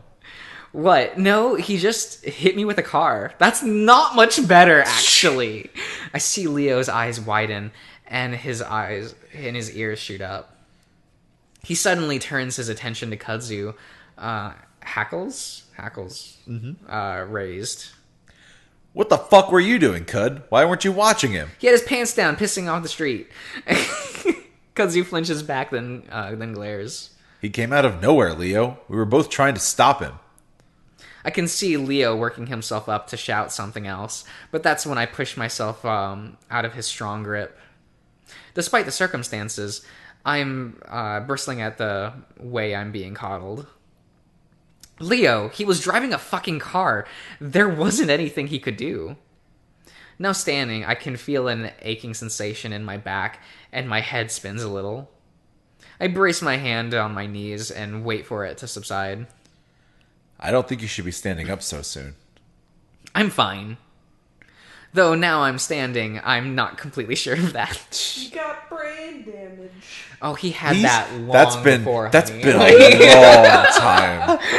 Yeah. I'm pretty sure out of the womb. Chase just has never seemed like a stable individual. Worrying twinges and creaks pang throughout my body, but I force myself to straighten up, facing the other two. We need to keep moving, find the others, and get out of here. Leo moves up next to me, a big paw reaching out and wrap my shoulder. I cringe, though, and Leo takes his hand back. You need me to carry you, honey? Wow, Leo, that's gay. Isn't it? I grimace and shake my head, mostly because I feel like being slung over his back would be even worse. He settles on rubbing my back gently, eyes still looking over me, as if trying to spot some unseen injury. Let's get the hell to Peyton. Kudzu coughs awkwardly. We've lost the car, though. Oh, yeah. Well, it's not like it's the only vehicle around. The only one he has keys to. Well, what about Leo's van that they mentioned? It's far away. They Well, came here because it's closer. Yeah, but it's still in town. So, like, the option's there. Even now, in the situation we're in, I'm a little angry that it was my car that got stolen. But he complained about it being a clunker. Right? I worked hard to buy that, even if it was a junker. Wow. Chase. Don't know what you got till it's gone, huh, bitch? Right? Damn. Leo shakes his head like it's in mild annoyance. Then we'll just have to use my van instead. Leo looks up the road in the direction of the diner where he left it 2 days ago. Oh, right, that is... Yeah. Wait, let's at least check the motel, see if any of the others are in the room. Otter, I'm sure the others have already gotten out by now. I mean, we haven't heard anything from any of them, though, and wouldn't they have brought the police or something? Leo looks back to the motel, chewing his lip. All right, but let's be fucking quick about it. Oop. We need to get the hell out of here so we can get everyone help. And Chase can get a new change of clothes if he really wanted wants to. It's been a few days. Yeah. Probably stanky. Oh, but he's an otter, so he's always stanky. He's got they talk about the otter musk pretty often. Yeah, Leo likes it. Yeah, real quick. I reach into my back pocket, pulling out the key card as I hobble in the direction of the room on the other side of the building. Wait, so Brian and Duke didn't take out the shit in your pockets? Why would they? That seems like a thing you would do. Well, they are very clearly not competent. Now, hey, are you saying Brian is not a competent individual? This is pretty solidly what I'm saying. Well, I'm pretty sure you're just going to anger the Brian Simps in the world. They can come at me then. I don't even care. Kudzu reaches out to me. You need help. Leo shoulders God. the raccoon aside as he practically jumps to my side, gently pressing a hand into my back again. Leo, chill out, bro. No, it's better this way. Stay close, Otter. I'm not going to let something like that happen to you Wouldn't again. freak out if I was hurt like that? I mean, I would, yes. Yeah, see? Justified. Leo's possessive, though. So, that's his best quality. Leo's manipulative and possessive, though. Look, that just makes him hotter. No, he is, though. I try to ignore the tension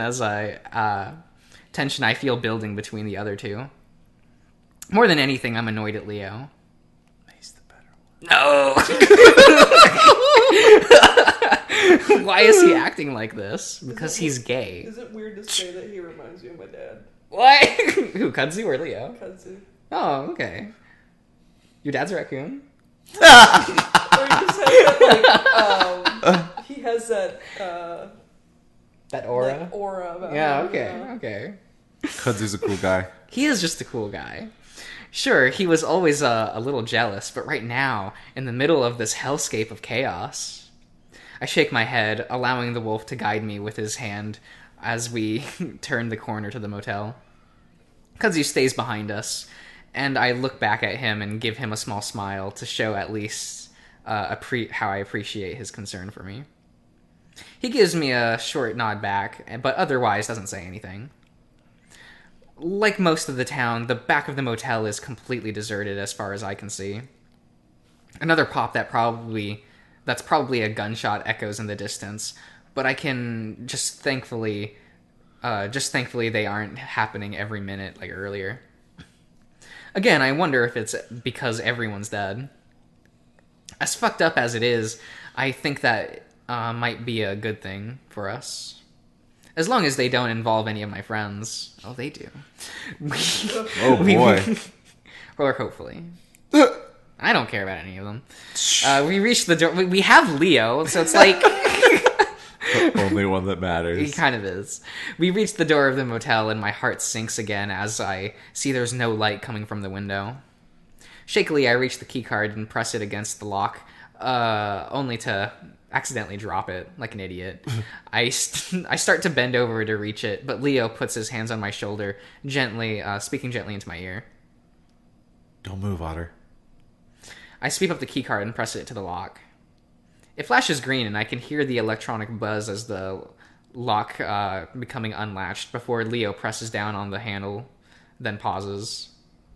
His other hand suddenly reaches out behind me towards Kudzu. Kudzu, hand me my gun. I'll give you Duke's. Kudzu stares at his hand for a moment, then jumps as it suddenly realizes that the wolf is talking about. Oh, right. Kudzu lifts his shirt, fumbling with the waistband before pulling out the gun. He holds it to Leo, who in turn hands him Duke's gun. He checks for the safety on his own before pointing it towards the door. Leo pauses again, then glances at me. Otter, behind me.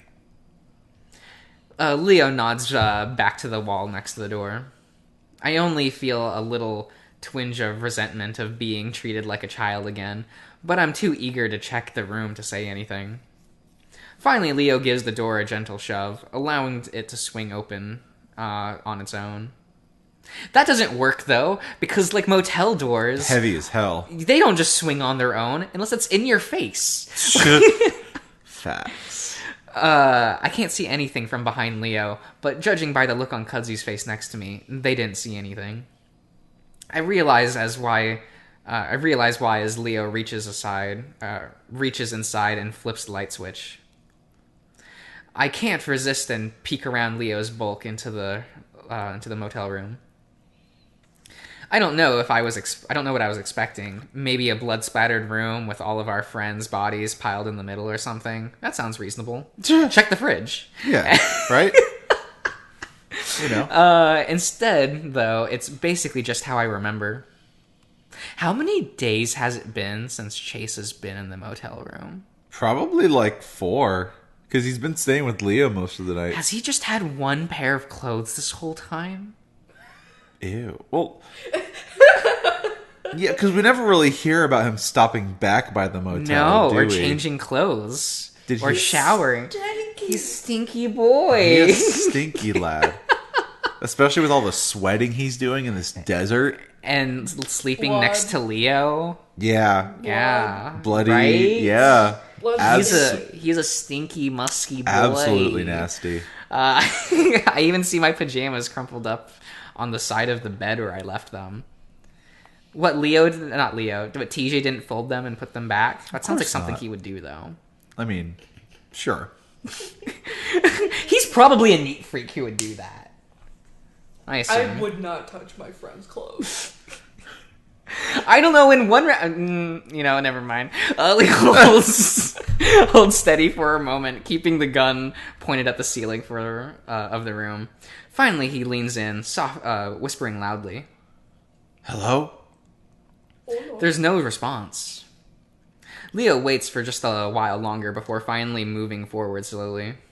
I don't wait for Leo's approval to follow and move closely behind him, Kudzu just behind me.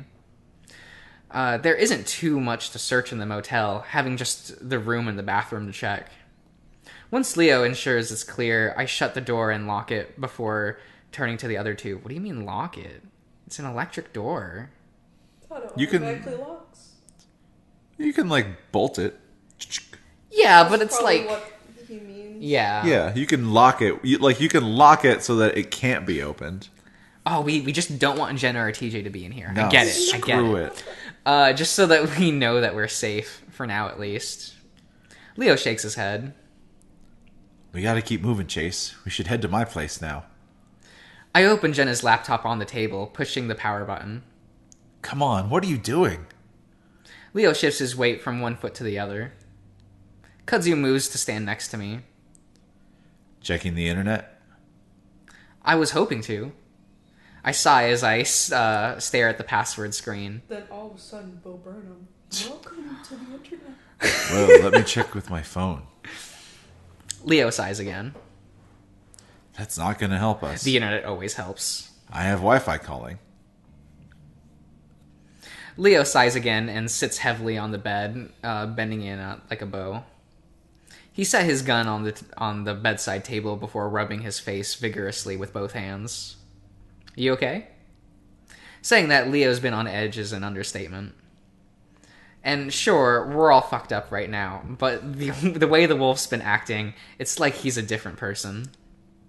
Leo lets his hand slide down his face so he can peer at me over his fingertips. He examines me for a while, then finally reaches out with both hands. Come here, Chula. I almost hesitate. Why would you do that, Chase? And I'm not sure why. He doesn't even know. Well, it's because he's stupid. I walk over to him and stand in front of the wolf before he reaches out and pulls me down into his lap. He presses my head against his chest before wrapping his arms around me. He starts stroking the back of my neck gently, and it makes me shiver.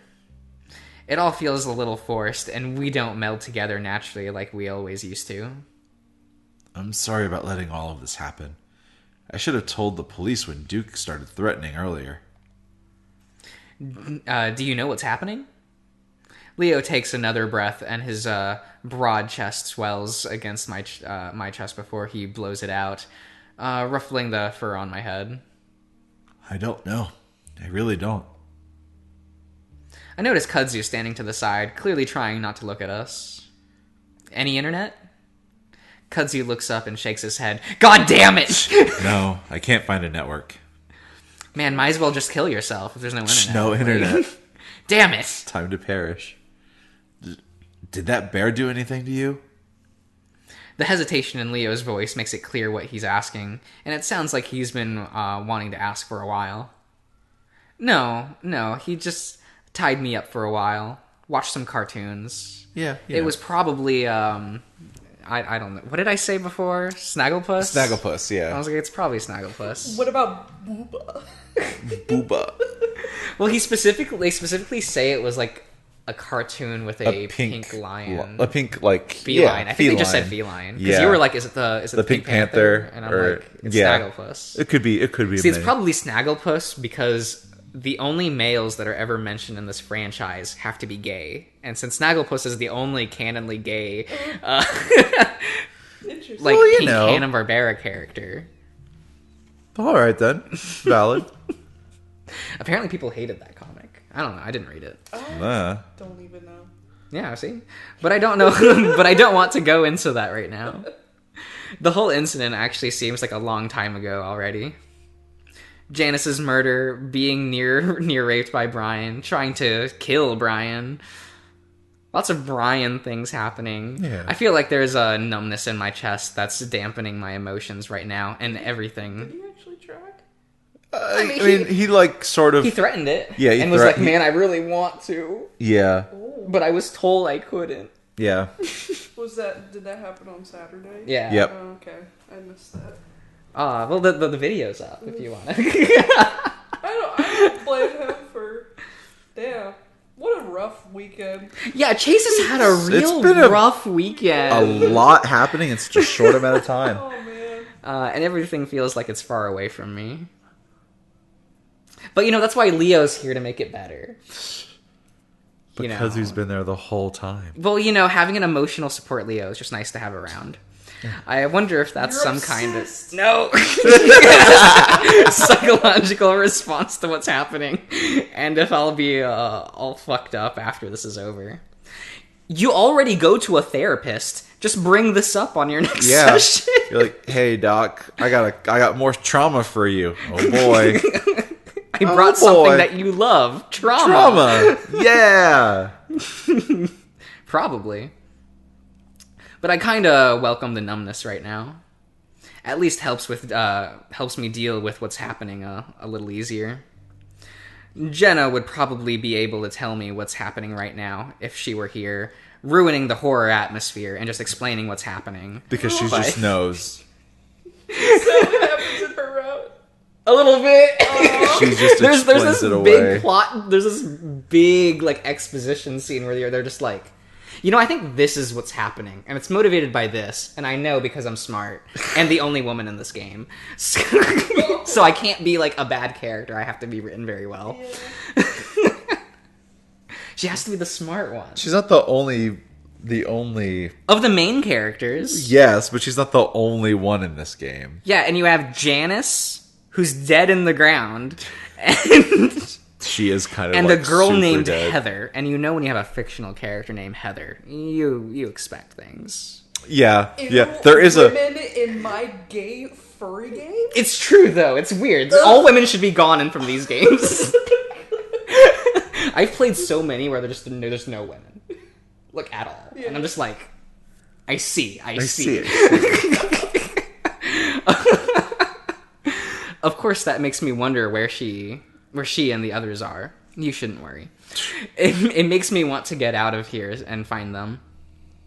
Because as much as I want to get the hell out of this place, I kind of feel responsible for them. Do you? Don't think you should. I did drag all of them out here. Well, it is all his fault. Well, technically, it was Leo's plans. So Leo's plan, singular. there we go. It's Leo's fault. We knew it. and we can just forgive him. I'm gonna get you out of here. I promise. Leo breathes into my ear and squeezes me a little tighter. I have to hold back and wince as a twinge goes through my back. I have a feeling that I'm going to be very sore tomorrow. Really? You don't say. Right? And suddenly lift my head to look back at Kudzu. Wait. If this still has power, why not take a shower right now? Facts. Yeah. You know, I feel like I would. You got the free Facts. tiny soaps. Unless Jenna used all of it. Which she probably would, for She sure. would. Absolutely. What time is she? Ate all the oatmeal. Yeah. Kudzu takes his phone back out and out of his pocket to check. 3:45. I stare at him. Are you serious? That means it's only been a little more than an hour after we left Kudzu's place. Yeah, And so much has happened. I was hoping that you ate a muffin. So much happened today. I was hoping that daylight would be... The important event. That's the weird The part, muffin. that he would eat a muffin. I guess. Because, like, you could eat anything but a muffin. We know you hate muffins, Josh. They suck. Anyway. This is why Kudzu would make a terrible boyfriend. We don't He would need just your stock muffin discourse muffins. again. He would only have muffins stocked in the pantry. And Leo nothing only else. has TV dinners. And you know what? I'm fine with TV dinners. Shut the fuck up. I can live with that. I was hoping that daylight would be a little closer than that. Kudzu slumps down in his chair at the table. It's what my phone says. I continue to rest my head against Leo's chest, listening to him breathe. I glance up at him and see that his eyes are closed as he continues to stroke the back of my head. I'm about to tell him that we should get moving again when I think I hear something. It's a soft a snuffling sound, like someone's covering up their sniffling. I lay against Leo, not moving as I continue to listen. A full 10 seconds goes by as it happens again, and this time I think it's coming from below us. Under the bed. Uh-oh. Is TJ under the bed? I would pin him for being in the closet, but that's just me. But Ba boom boom boom tis. I look up at Leo again, wondering how to tell him I heard something without saying it out loud. Honestly, with his massive wolf ears, he should have heard it before I did. Also your nose? Maybe. Well, he's not thinking about anything else other than that, like, sweet otter musk. So. Yeah. Filling his. He loves that musk. I reach up and poke at his chin. Leo shakes his head for a bit around to the poking but otherwise doesn't open his eyes. I frown and reach up further, touching his cheek. He leans into it. Leo. Like, open your eyes and look at me, dumbass. I barely whisper at him. Finally, he does open his eyes, and I point at my own ears, mouthing listen. I see his ears comically perk up, his eyes looking at the ceiling. I motion down at the bed. I see Kudzu to the other side of the chair, eyeing us curiously, but not saying anything, otherwise thankfully. This time, the snuffling sound is quite a bit louder, and I feel Leo's fur rise up on his arms. That was definitely a person, or something living and breathing at least, and it definitely came from under the bed. Is the person snuffling because Leo broke their back by sitting on the bed? I hope so. That'd be hysterical. Leo slowly, gently pushes me off his lap, motioning me away. Slowly, he leans over and grabs the gun. Then he stands backing up away from the bed, then crouching slowly with the gun, pointing at as he looks under the bed. I see Leo pause, staring, then he reaches out and grabs whatever it is and yanks hard. Ah! The scream is loud and piercing, whatever it was. Question mark. Right? Sounding like a terrified child. It thrashes and kicks at Leo, and it's when its claws frantically at the carpet to get back under the bed that I realize who it is. TJ! Yeah, I knew it was TJ. I shout his name, confused and terrified myself. What the hell? Calm down. Leo's got both his hands on TJ's ankles, trying to keep him still while at the same time not letting him gouge at the toe claws. I move closer, though not close enough to get clawed by the lynx, and try to crouch in his line of sight. What do you want? He's down here for the excitement. I see. TJ, it's us. You're okay. I'm not going to kill you right now, hopefully. Right now, right here. Put you in the Leo, ground. hand me the gun. We'll put him out of his misery. Oh my god. The look in his eyes is wild and desperate and feral. That's a lot of ands. I reach out for his wrists, and he immediately slashes at me with his other hand. Oh, see? It's foreshadowing from the amusement park. Yeah. There you go. Very good. Chase, stay back. See, TJ's always just moving in circles. He's just clawing at Chase all the time. Always. I fall back on my butt and scoot away a little, wide-eyed.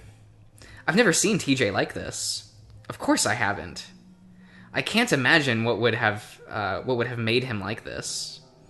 I scramble up and stand next to Kudzu, who's just as wide-eyed as me.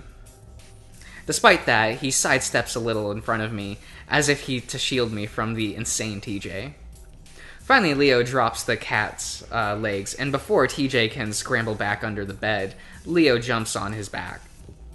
I wince as I'm sure I can hear TJ deflate like a tire from Leo's weight. The wolf snatches up TJ's arms and pinning them against his back as he leans over the lynx, shouting into his ear. TJ, stop! Stop fighting! It's me, Leo! Leo! Well, this is just TJ, so we should put him down. Yeah. TJ continues to writhe, making weird yowling noises. Whatever. Mm-hmm. Whys shouldn't exist. They're hard. That I've never heard him make before. TJ, it's me. It's your friends. We're here to help you, man. Leo's voice is quieter now, more smooth as he tries to calm the crazed lynx. It seems to be working as far as TJ's violent thrashing lessens. His yowling fades out to more feeble whining sounds. See? I'm here now. You're gonna be fine. Finally, TJ's head falls to the carpet. Everything goes limp. TJ sits on the bed, cross-legged, as he rests his back against his headboard. I gave him a blanket when I saw him shivering, and he's got the drape over, and that drapes over his shoulders, holding it tightly around himself. It hasn't stopped the shivering, though. It seems to be the only one he doesn't flinch at when we get closer, so I sit next to him on the bed. Awkwardly, I put my arm around him, but he seems to take comfort in that and leans against me. The smell of sweat and piss is strong. Whoa. Okay, but I don't say anything. Leo, meanwhile, sits at the end of the bed, gently trying to get TJ to tell us what happened next. It's like dialogue like that is like 90% of Knights College. Yeah. Yeah, where they just talk about like sweat and piss smell. And I'm just like, this was someone's fetish when writing. I see. So many intimate scenes of being in the bathroom in that game. I'd believe it. Do you want to smell like a New York subway? Hell yeah. I don't know. Was someone chasing you? Is someone here? TJ shivers against me, and I pat his shoulder. He looks at me then, and I see his fur is completely matted in his face, like he's been crying nonstop. Good. I notice a bit of dead leaves on his head, too, along with some dirt. Oh, hello! Artemis. How are you, friend? Arby's. No. RBB. Artie. Come back. Arby's. Yeah. Yes. No. Artemis, come back. She's gonna get up on her tree. Oh. She wants to be high. Okay. What the hell? What the hell had he been doing? He continues to prod gently at the lynx with his questions. If you can tell us, then we might be able to stop it, or at least watch out for it before we leave. TJ looks at Leo, then opens his mouth, making a squeaking noise. He swallows loudly, then tries again. Do we have any water? No. It sounds like he has an extremely sore throat. I look over to the sink, but Kudzu jumps off the chair he's sitting on and makes his way to it. He grabs one of the small plastic cups before running the faucet. TJ watches him until the raccoon brings the cup back over. TJ drops the blanket around his shoulders and reaches out eagerly for the cup. We all watch intently as he loudly swallows giant gulps of water before lowering it from his lips and gasps for air.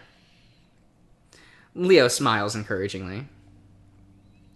Careful, don't drown yourself. If only. TJ stares, then shivers again, much more violently. He's like the only character in this game I don't like. Yeah. Him and his friend, but you don't see in this route. He was like the ugliest deer you'll ever see in a first game. He's pretty fucking ugly. Like, he's an uggo for Damn, sure. like- Julian, hate him. he's so uggo. I grip him more tightly. Are you cold? I grab the blanket and try to tuck it around his shoulder better.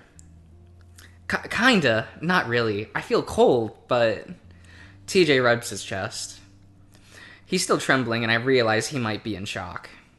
I don't know what to do for that. In every TV show I've seen, the person is just given a shiny blanket while they sit on the side of the road. So I just continue to rub his shoulder in circles. Oh. And a circular motions trying to be soothing. I wish Jenna were here. She'd know what to do. He leans against me again, though, so I feel like I'm doing the right thing. He holds out the cup to Kudzu again. Could I get some more, please? Sure. Kudzu takes the cup delicately from TJ, like the links might break. When Kudzu moves off to the sink again, TJ leans in towards me, whispering, "That guy played soccer with us, right? You mean football?" Football, yeah. Yeah, he did. Right. TJ goes back to leaning against me and staring at the wall. While this isn't good, he does seem to be getting better. He can recognize us again, and remember stuff at least. Leo adjusts himself on the bed, clearing his throat again. Tej, if you can't remember, that's okay, but I just want to make sure that no one's coming after you. TJ blinks, then shakes his head. No, I don't think so. Leo waits, but TJ doesn't say anything more. No one? You were hiding, so... Leo clearly doesn't want to upset the Lynx, but it makes sense why he wants to know. If there's someone lurking here, hunting TJ down, we could be in a lot of danger right now. We have to wait, though, as Kudzu comes back with the cup. TJ takes a few more big gulps before looking back up at Leo. I thought I saw something. I keep seeing things. I think I need to go home. I stare hard at TJ, studying him. I don't know why, but I guess I thought we'd all be exempt from this hysteria. I knew we were all normal, at least to an extent. No, you're not. This whole crazy chaos seemed too foreign, too different for it to affect my friends, people I know that are grounded, normal people, like Leo. That's exactly what TJ was. Mentally rock grounded, solid. Normal, very mentally healthy. The entire cast. And now, Leo stands up and steps closer, sitting down slowly next to TJ on the opposite side of the bed. I weirdly just noticed the very detailed DirecTV remote right here. That's because it's a picture of an actual motel room I know. that has a Photoshop filter put over it. Somebody up there loves you. DirecTV. Is that a thing? Yeah, that's the jingle. Oh my god, I don't know things. It might be the old jingle. I don't think I've heard that in like a long time. Yeah, it's old. It's yeah. wicked. That's I awesome. mean, DirecTV's old. Yeah, DirecTV is pretty wicked old. They'll die soon. We are gonna go home. They've been dead.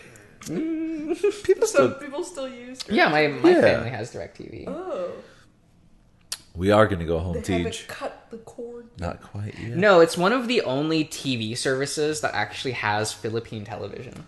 Oh, So, like, every Philippine family I know has, like, a high package of DirecTV to get all of those channels. okay.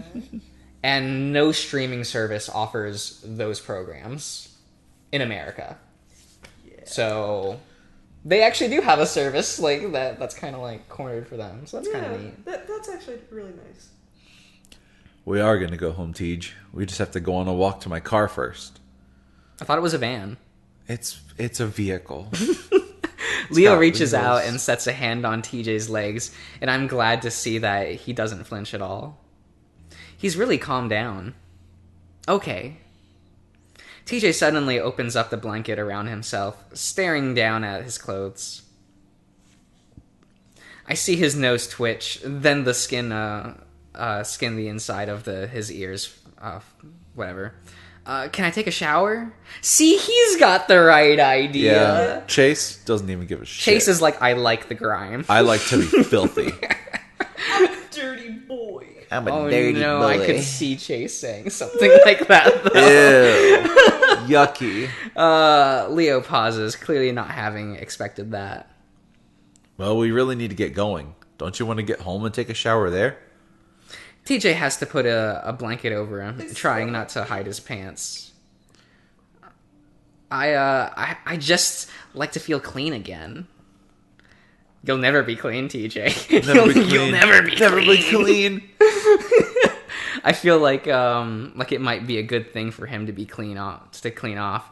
Maybe have some alone time. I give Leo a meaningful look as I lower my voice gently for TJ. Sure, man, we'll wait. TJ slowly pushes himself off the bed to stand on unsteady legs.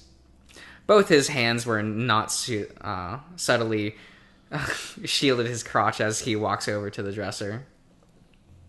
Okay, just don't leave, okay? We won't. Leo still using his talking to a toddler voice. Well, he is talking to TJ. And he is a certified toddler. So the wolf gives me a frustrated look, but I ignore it. And I'm going to leave the door open, so if something happens, just yell. It's fine, and nothing's gonna happen, okay? Yeah, okay. TJ pulls out some pants from the dresser before making his way to the bathroom. He keeps glancing back at us like we're going to disappear if he looks away too long.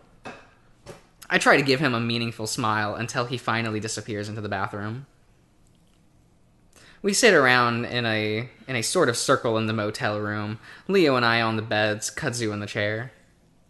What, Leo and Chase aren't going to sit on the same bed? No. Oh, okay. It's a conference. Oh, okay. Just three men sitting 5 feet apart because they're not gay. Because they're not gay. It's we keep our voices low as we discuss what's going on, not wanting TJ to hear. This doesn't make sense. TJ's one of the most rational people I know. How is this affecting him? Because he's guilty. We don't know what's causing it, though. I don't know. I thought it was drugs or something. They all just took the same drug? Well, it's a small Small town. town. I don't know. Or maybe they're just all crazy because of drugs or something set it off. Well, TJ... Sorry. Excuse me. Amazing. Sorry, I'm tired. Well, TJ is religious. So if he believes in that, then maybe it could go further than that? I shake my head. No, that doesn't make sense. People in cults do it all the time. But he's not in a cult, by definition. It's all kind of the same thing if you think about it. Your whole family is super religious, Leo. Yeah, so I have a first-hand experience with all of it. Leo chuckles despite the situation. It makes me wonder if this is something more than what's in everyone's head, even if TJ's having it happen. Kudzu taps his chin from the chair he's sitting in. What was it Duke was saying about his grandpa? Something about a curse? Leo waves his hand like he's swatting away a fly. Pooh, Chica, speaking of that shit doesn't make sense. Kudzu shrugs. I'm starting to wonder. I fold my arms and look toward the bathroom where steam is wafting from TJ's shower. Well, stop wondering. I don't want you ending up like them. I frown and glance back at the bathroom before lowering my voice. Like TJ? Leo sighs. No, one of those fuckers probably freaked him out or something. He did say he was seeing things. Leo suddenly stands up from his sitting position on the bed. You know what? We should stop talking about this. We're leaving once he's done anyway. As if on cue, the water shuts off and the automatic dryer starts up. That's handy. Right? Right after that, TJ's meek voice pipes up from inside the bathroom. You guys still there? No, we all left. I call back gently, cheerfully. Perish. We're here, TJ. Leo sighs and moves to the window to look outside, pulling back the curtains just a bit. You think the others are out there right now? Your friends? Yeah, Jenna, Carl, Ellipses, and Flint. They're very, very important. I don't know why I hesitated with Flynn's name. It's because you still consider him a friend. He's just, He's like... the most level-headed. He's an auxiliary friend. It's fine. I mean... Kudzu's the new member of the gang now. I mean, Kudzu kind of just replaced the entire friend group. Yeah. He's everything we ever wanted. What do you mean? Leo's right there. More. And more. And Leo's right there. Leo silently stares out the window for a while longer. The yellow light of the street lights falling across the face momentarily. He let it drop back into place. With any luck, they got the hell out of here when this started. Like I said, if they did, then they would have brought back somebody. Really, if anyone got out, they would have. Then they would have. Yeah. Leo doesn't say anything, electing to lift the gun that he'd been clutching to this entire time to examine it. Does that mean no one's gotten out of here? There's a momentary silence. Hello? Jesus Christ. We're still here, TJ. Kudzu shifts in his chair. Well, a lot of us here have relations outside the town. Family and work in Peyton. In fact... Kudzu checks his phone again. I'm supposed to be into work like 5 hours. Someone's gonna notice. Maybe we should wait until morning. Someone has got to be looking for someone here by then. Leo thrusts the gun back to his waistband resolutely. Nope. Relying on other people has gotten us nowhere. We gotta help ourselves. He might have a point, Leo. Your friend looks in pretty bad shape, like mentally. Then I'll carry his ass to the van. I'm leaving, and I'm not leaving any of you behind.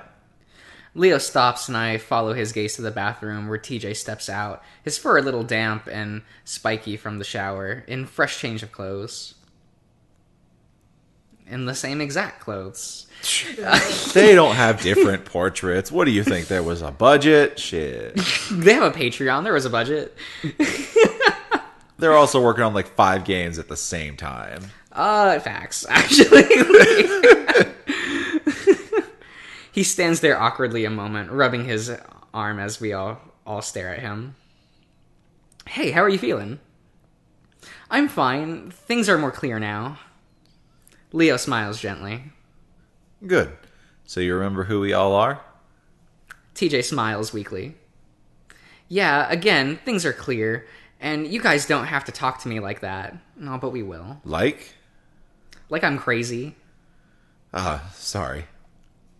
I clear my throat and try to assume less of a I'm talking to a crazy person tone.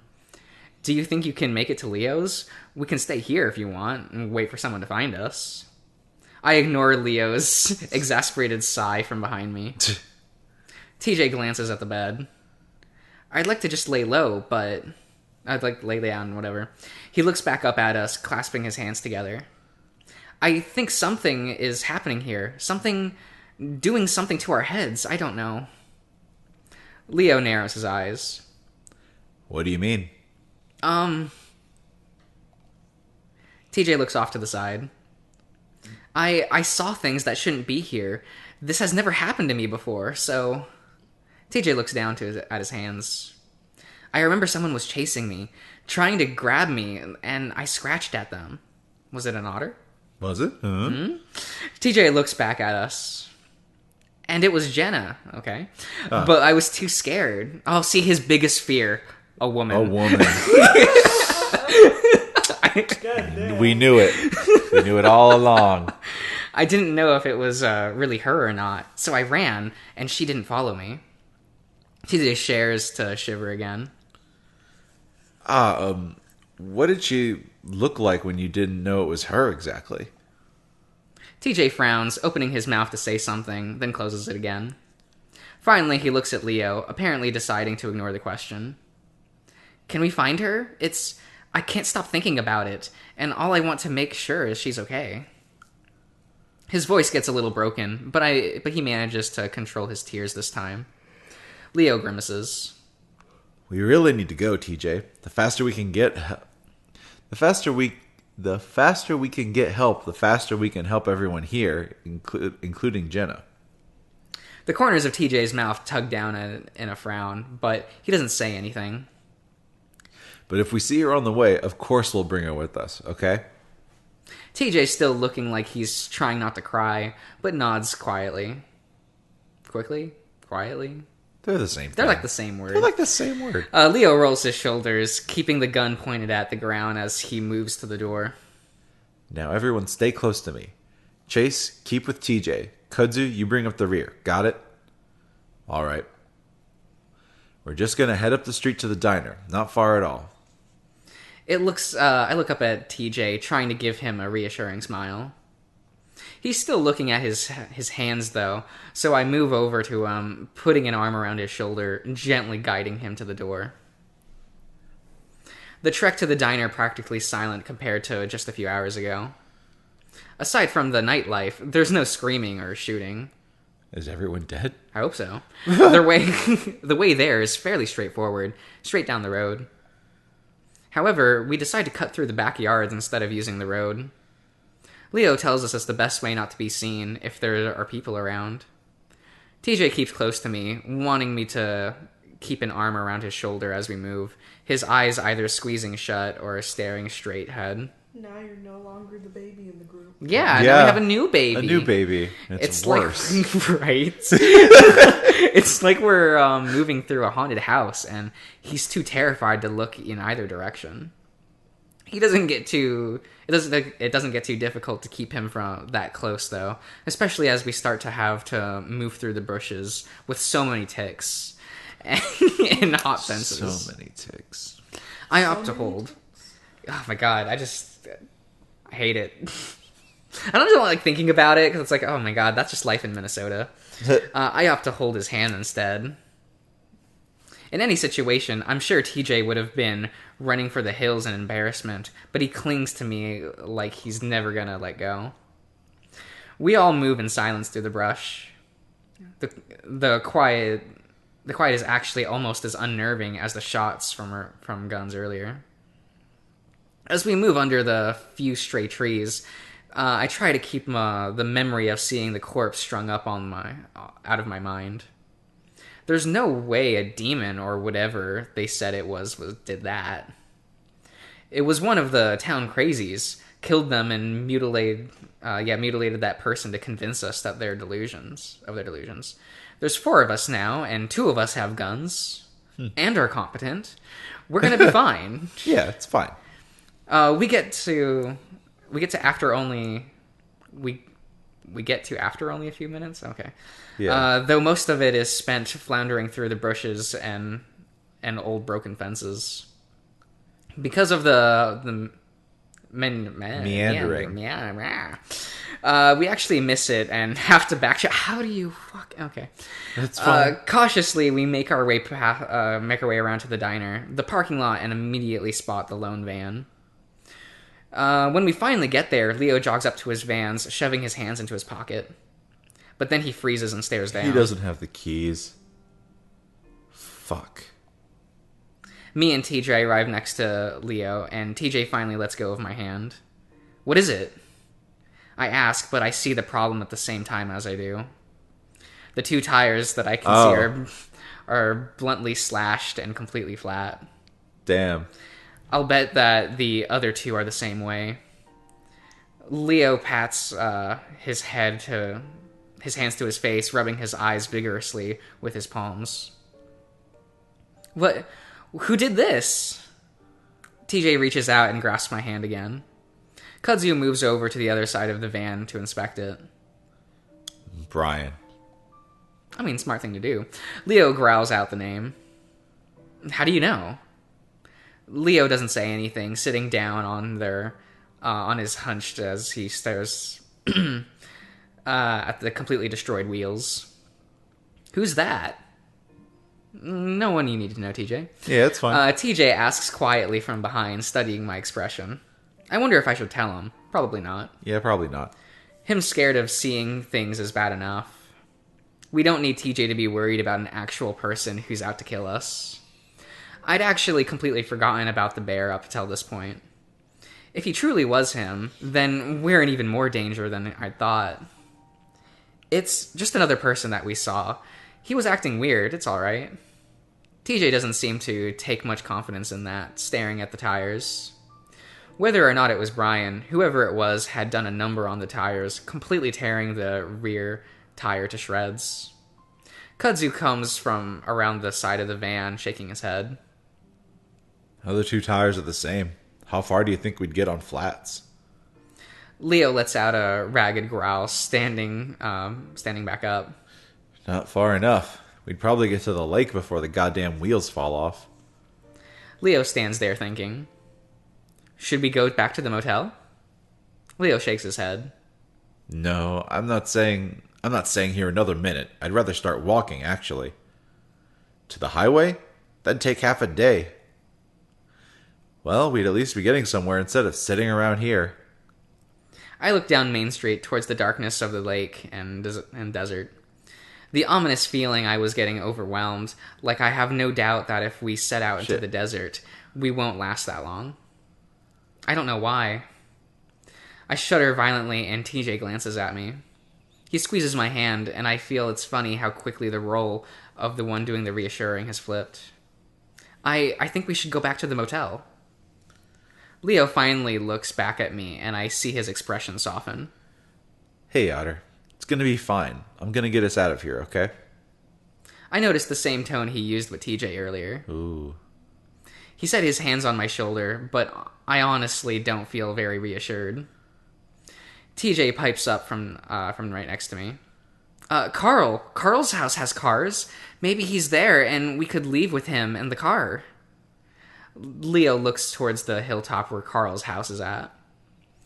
We can't see it, since all the lights are apparently off. Maybe. If he's not... Oh, that's Kudzu. Whoops, sorry. If he's not there, we could just break in. I see TJ blanch next to me. Even now, he's battling his moral values versus our need to survive. Jeez. I still just want to go to the motel, hole up there, and wait. Well, if you're gonna hole up somewhere, why not go to Leo's house? For real. You have TV dinners. TV dinner. Maybe sleep. I'd give anything just to be able to lie down somewhere safe right now. But now, with the new possibility factor of Brian, I can see the benefit of getting the hell out of here now. All right. Leo sets his jaw, narrowing his eyes. Let's go. Remember to stay close. We don't bother going off-road on the way to Carl's place, mainly because we'd just be trudging through sagebrush full of ticks at that point. Nice. See? Mentioned once again. Yep. Leo figures that since Carl's house is the only thing up this road, aside from the canyon to nowhere, no one would be driving there anyway. It takes us about 20 minutes to get there, walking in silence up the cracked road. The only sounds are panting. I'm the loudest, considering my short legs. His short, fucking stubby legs that are useless. Useless, shitty legs. And also that I'm probably the most out-of-shape person compared to the others. That one's fact, though. Yeah, very true. When we're close to the mansion, I look back down towards Echo. Only a few of the streetlights dot the small town. I don't see anyone on the roads near them. I see a window or two here and there with their lights on, and there's no movement from within. We only hear two sounds on our trek. One was a blood-curdling scream coming from the town behind us, a woman. TJ reaches out again for my hand when that happens, and I squeeze him comfortingly. The next, a few minutes later, is a faint laughter coming from further away that rises in pitch before it fades back out. I hate that. I love that. I grimace, wondering if anyone else heard it, or if it was coming from inside my head. Oh, hate that. I love that. Really don't like that. No one says anything, and I don't ask. By the time we reach the mansion, I'm covered in sweat, and I keep adjusting my shirt uncomfortably as it sticks to my chest and shoulders. Then you should have gotten a new change of clothes, just like Right? TJ You would have been did. just fine. Right? You could have taken a shower, told TJ to sit alone on the bed. Y'all could have taken a shower together. Yeah, have Leo and Chase can shower together. All of them. All three of them. Even. No, that'd be weird. The garage door is closed, and there aren't any cars in the driveway. I wonder if Carl's already took off. Nah, he's a coward. I hope he did. Or maybe he's in the crawl space. I bet so, too. We stand in front of the door, and Leo holds out a hand to us, motioning us to be quiet. I watch his ears perk up into full extension before he moves to the glass on the door, cupping both hands over his eyes to peer inside. We wait a tense moment, and I wonder if maybe he's looking in on something horrific. But after a while, Leo pulls back, shaking his head. Can't hear or see anything. Maybe he left. Or he's with one of the others? Kudzu offers quietly, standing there, just behind me. Maybe. Leo appears to be thinking hard. Then he reaches out to the doorbell with an index finger. He hesitates for a full 2 seconds before pressing it. The fancy chimes ring softly from inside. I notice Leo's got a hand on his gun, watching through the glass intently. I also notice that not only is TJ pressing up against me, but so is Kudzu from the other side. Adorable? Question mark. His shoulder's slightly ahead of mine. It's also like he's shielding me. A minute goes by before Leo tries again. We wait another minute before Leo lets out a ragged sigh. Whether it's from relief or frustration, I'm not sure which. Considering what's happening, you'd think some people from the town would have come here to loot or something. Yeah, I would. Look back at the town as a few glints of light staring at ominously back. I'm able to suppress my shiver this time. I turn back to just in time to see Leo try the door and try to try my amazement. It opens. To my amazement. Oh. Oh. Is that even a real word? I thought it was a Yu-Gi-Oh archetype. No, amazement. Amazement. Leo seems surprised too, and lets go to let the door slowly swing open. We all stare into the blackness beyond, a few lights from the TV glowing in the darkness. Should we go in? Yes. Leo clears his throat. Well, we gotta get the keys somehow. Leo steps inside slowly, hand reaching along the wall to find a light switch. He finds it, though the light only illuminates the foyer. The housing going from goddamn dark to slightly less goddamn dark. It's just Carl's kitchen, though. Nothing seems to be out of place as far as I can see. I start to step forward, but I can feel TJ hesitating hesitant on my hand. I look back at him. You all right? He stares into Carl's house, his eyes wide open. Yeah. Yeah, I'm good. It's probably safer inside anyway, right? TJ swallows and finally steps in with me, Kudzu following close behind. Do you not pay attention to horror movies? Well, it's safe in the big dark mansion. Yeah. On top of the hill. Clearly. Owned by a murderer. Used to be owned by a murderer. Like 100 years ago. Yeah. Now it's just the murderer's family. I think his family is like just real boring. And like the mom runs everything. Yeah. Powerful. Right? She gave up her career as a book author to run the company. Damn.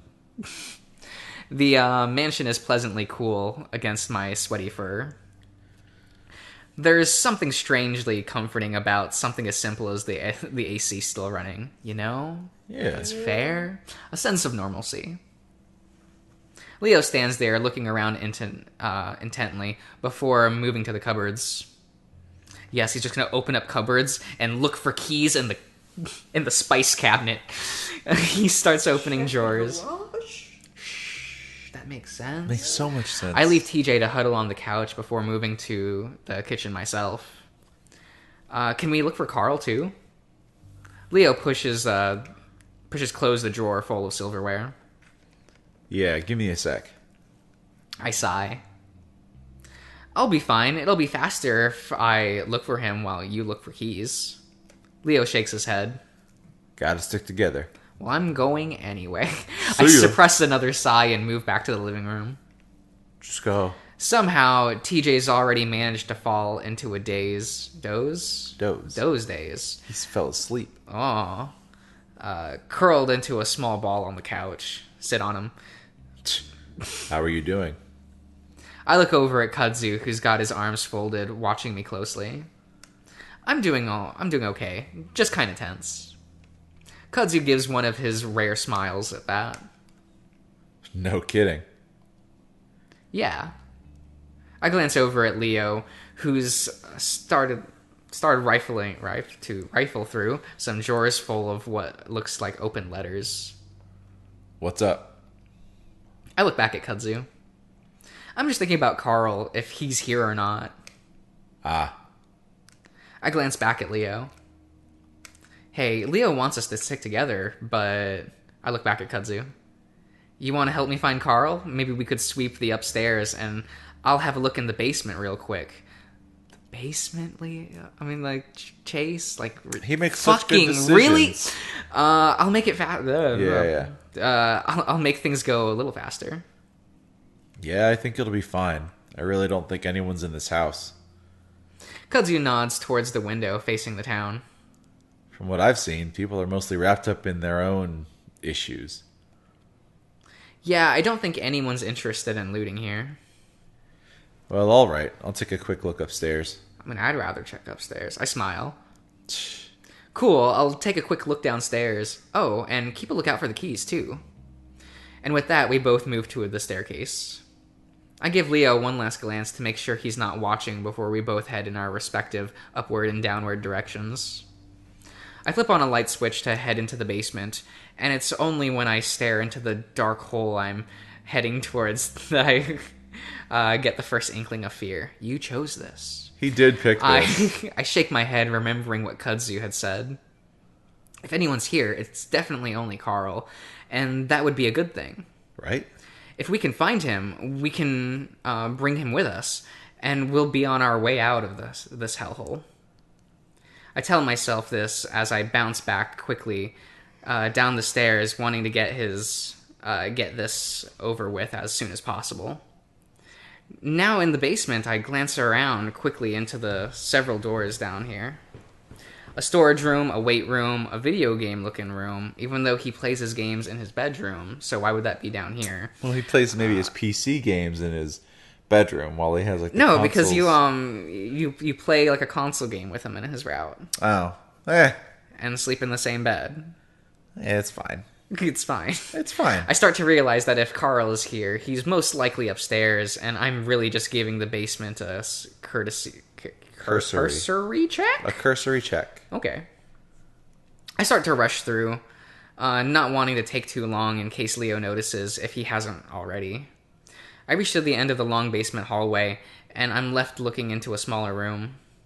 There's a tiny white wooden door that I assume leads to the crawl space.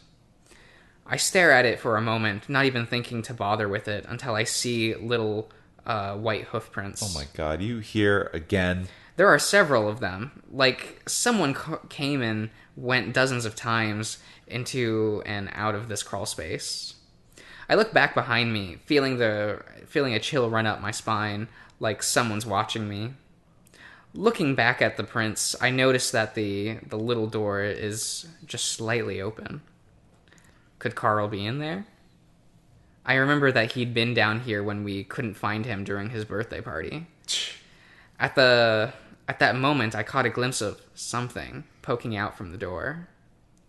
It's skinny and hairy and very long, maybe 6 inches in length. Is it a tarantula leg? I stare at it, wondering if it's a Halloween decoration that's stored under there. Chase! Leo's voice booming down the stairs makes me jump a foot into the air.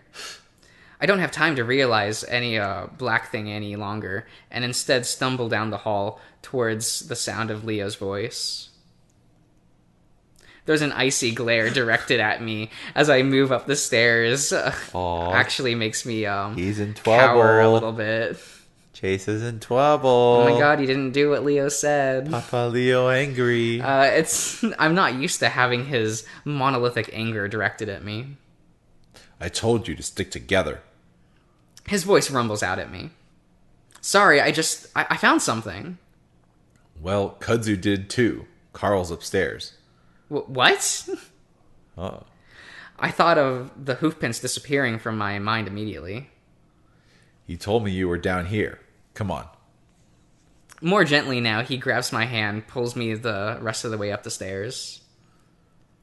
I'm expecting us to turn into Carl's room, but instead we go further to the end of the hall. I think this is where Carl's parents' bedroom is. Carl's lying on the bed, looking over at TJ, who's in the middle of talking to him from the side. He glances our way when we enter the room. Leo? Chase? He squints at us like he's having trouble focusing. I smile and sigh with relief. Carl! I move to the side of the bed next to TJ, and that's when I see that the ram is covered in white-looking chalk substance. It reminds me of the prints downstairs. It's all over his horns, and there's a bit what looks like drywall is covering the pillow around his head. What happened? Are you okay? Were you just taking a nap? Easy.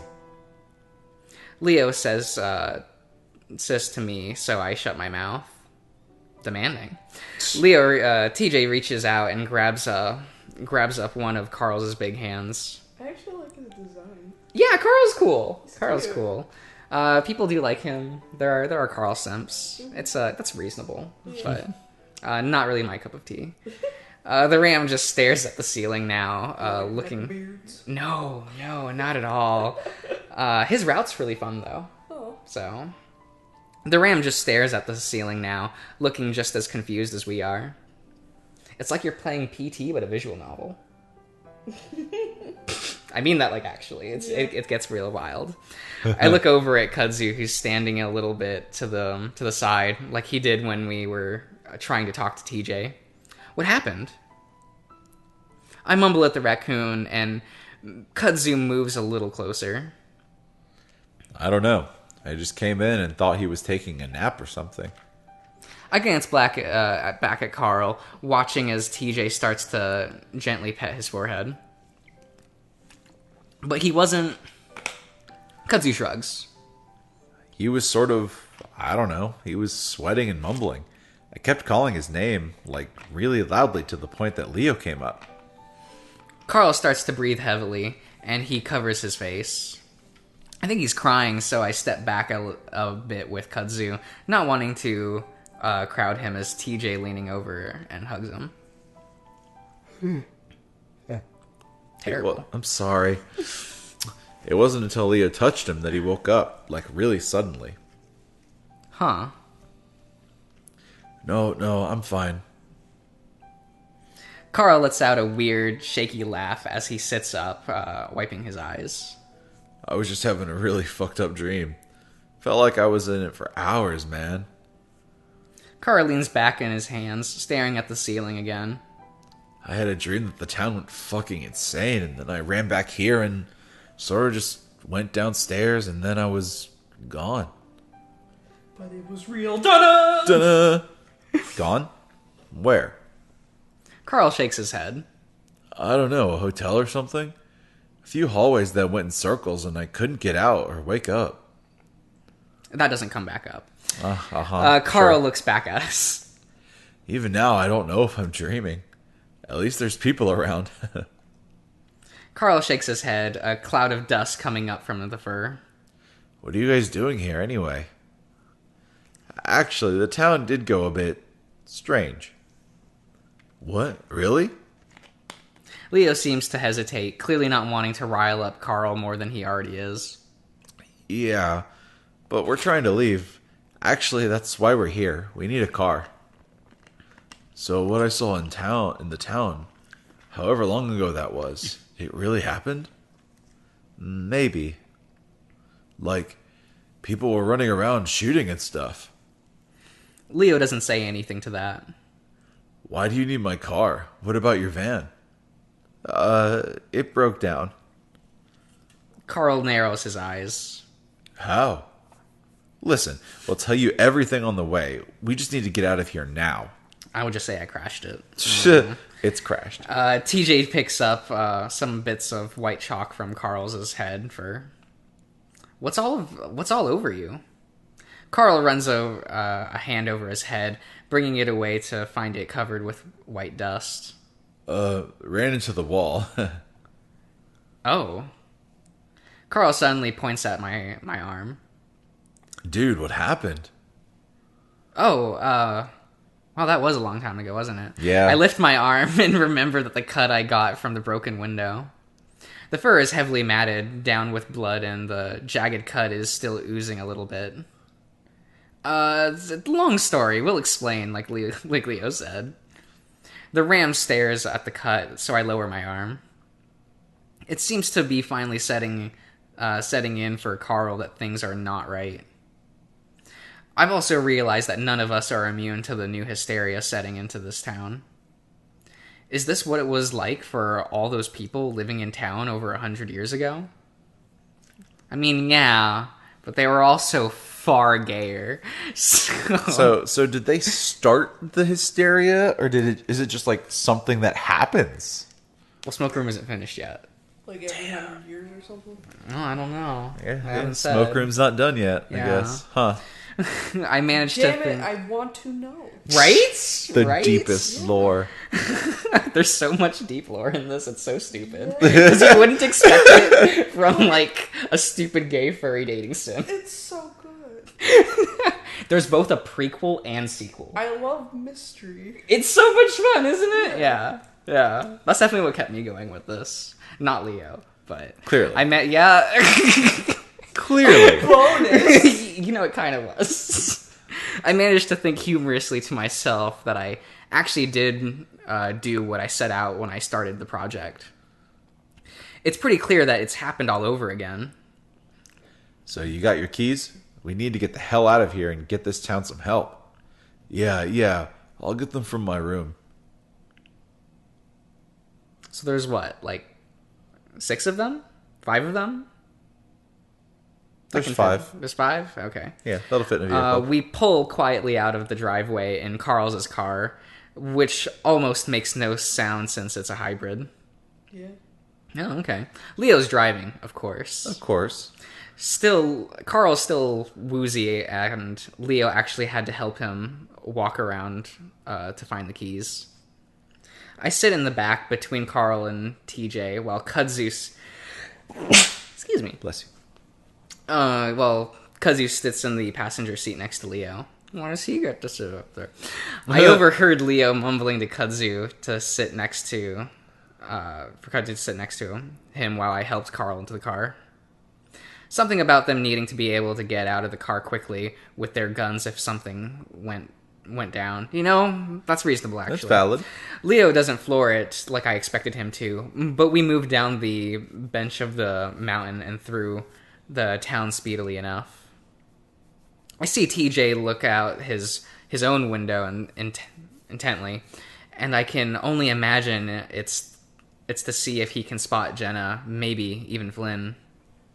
Dude, I don't feel good. And then vomit, it's fine. Carl mumbles next to me, both hands on his chest, on his stomach, twisting at the fabric of his hoodie. Oh, just puke on the floor if you have to. I don't think Leo's gonna stop. Carl leans over and puts his head between his knees, groaning. That gets TJ's attention, and he starts rubbing the ram's back slowly. Good thing it feels like there's nothing in me. So what the hell's going on? Where's Jenna? Gone. TJ frowns. Just gone. We don't know. What happened then? I take a deep breath, trying to figure out how to explain. Well, we're not sure what's going on everywhere, but on Saturday, while I was at the diner with Leo, shit happened. I go through my story as quickly as I can, explaining to Carl what's been going on. The rest of the car is quiet, so I get anxious when I get to the part where Brian, and skip over it as much as I can. I only mention that he held me there for a day. By the time I finish, we're already passing the lake, where nothing bad happened. Huh. So is it Sunday already? Sunday morning? Yeah, I guess so. So I was out a whole fucking day? I don't say anything in response. What happened to you, Tej? Are you okay? Carl turns to gaze at TJ, who just nods. Yeah, I thought I was seeing things too. People chasing me. I'm okay now, though. TJ actually does seem pretty stable now after everything that's happened. It was that shower, man. It was that shower. Maybe taking care of Carl is taking his mind off whatever happens to him. Because they do mention in Smoke Room there are things that can sort of break you out of it? Yeah. Okay. That's helpful. And they mention drugs works. So. And they mention is it the dopamine rush? I don't know, like the chemicals that release in your brain when you have sex. I think that's dope. That sounds like dopamine. So there is a scene where they're like freaking out, and Samuel's just like, you can pay me for services tonight, and we can both get the spell from this. We have to have sex to fix our brains. Oh, darn, not again. I guess we have to fuck to feel better. Shit. Oh, well. And I'm just like, God damn these characters.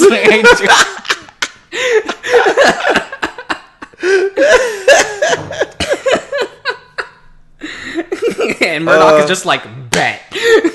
Oh, so good. Let's go to my bedroom right now. Technically, the chemical that gets your brain into the mood is called norepinephrine. Mm-hmm. Dopamine is like the I don't know chemicals. I just said a chemical that I knew. Well, no, name. Dopamine is like the happy, like the general happy drug, like that gets released in your brain for things. You can get dopamine from petting a dog. Yeah, but well, you can just pet Leo then. But norepinephrine is the one that gets you horny, basically. Yeah, the one that releases in your brain. So there, canonly, sex frees you momentarily. Sex frees you from the weirdness of Echo. Oh boy! Either way, yeah, right. Does it work if you jack off, or do you have to like? Fuck? You can jack off. Okay. Then yeah. Then they're fine. Because the third friend did that while listening to the other two fuck. I see. He was involved. Good for him. Either way, he doesn't expand on what he said. Carl shivers and puts his head back down while TJ continues to rub his back. A few minutes of silence go by before Carl speaks up again. That feels Does your mouse hate nice. You? Remind me of my mom. Well, I'm like resting my hand on it and trying to keep my fingers up, but they just keep falling, and it doesn't take a lot of pressure for these buttons. And you were complaining about my mouse? Well, your mouse double-clicked on its own. You can say that all you want, but you're apparently... I'm trying to find a comfortable way to rest my hand where I can just click. Okay. Yes. That feels kind of nice. Reminds me of my mom. That's not weird. Yeah, actually, my mom did it too, though I thought it might help. Hey, I love you, just so you know. All of you guys. I'm glad I'm not in that place anymore. I love you too, Carl, and everyone else. Do you? You too, Raccoon Man. Thanks. Yeah. I like that. You too, Raccoon Man. I affirm my own love for everyone. Sure. Kudzu glances back at us before turning his attention out his own window. Leo doesn't say anything from the front, his focus solely on the road ahead of him. Though I watch the desert whip by us for the first time, feeling somewhat safe as the town disappears behind us. So they're about to leave. Yeah. Oh, shit. But of course, it doesn't last long. What's that? On the side of the road there. Leo turns his head in the direction that Kudzu points at. We all do. What we see changes everything for me from that point on. Sure, things were crazy, and I had a hard time believing anything was happening, but it was explainable. People like Duke, Brian, TJ, even Carl were all seeing things. But it was the kind of a distant thing in a way. Something everyone else was experiencing. Something I was exempt from. But now, there it is. Something I can't explain right in front of me. Is it you? What is that? Oh my gosh. God, he has to say that, doesn't he? Yeah. He can't just... TJ. It's fine. TJ covers his mouth. Carl sits up straight, trying to see. Leo slows down as we pass. There's my car. All the windows shattered. And there's Duke lying a dozen feet away from the open door of the driver's side. And there crouching over him is something I can't explain. Hairless, body and limbs long. Way too long. I don't want to see it, though. The head comes up, and all I see are 3 holes and blood. Are we going to see it? I don't want to see it. TJ screams. TJ screams next to me, and Leo shouts something before stepping on the gas, slamming me back into my seat. I try to look back, but whatever it was is gone. At least it's gone from where it was, because I see something move next to my window, and I turn to face it. I stare back at it, and it stares back at me. But only for a moment. That thing, whatever the fuck it is, disappears almost the instant I register that it's there. It's only staring out into the blackness of the desert. Still, 3 holes, 2 eyes, and a mouth blink back at me in a sort of after image before that too vanishes. What was that? What was that? TJ grabbing my arm, claws digging painfully into my skin. I too shocked to even pull away as TJ leans forward next to me, staring out my window. At least I know I'm not the only one that saw it. TJ squeezes again when no one answers him. What was it? I don't know. Some kind of animal, maybe? What are you guys? I've never seen anything like that before. Could have had a disease? It's an actual human being. yeah, it's a human. That's what it is. It's hairless, yeah. Lost all of its fur or something like that. Maybe Duke hit it.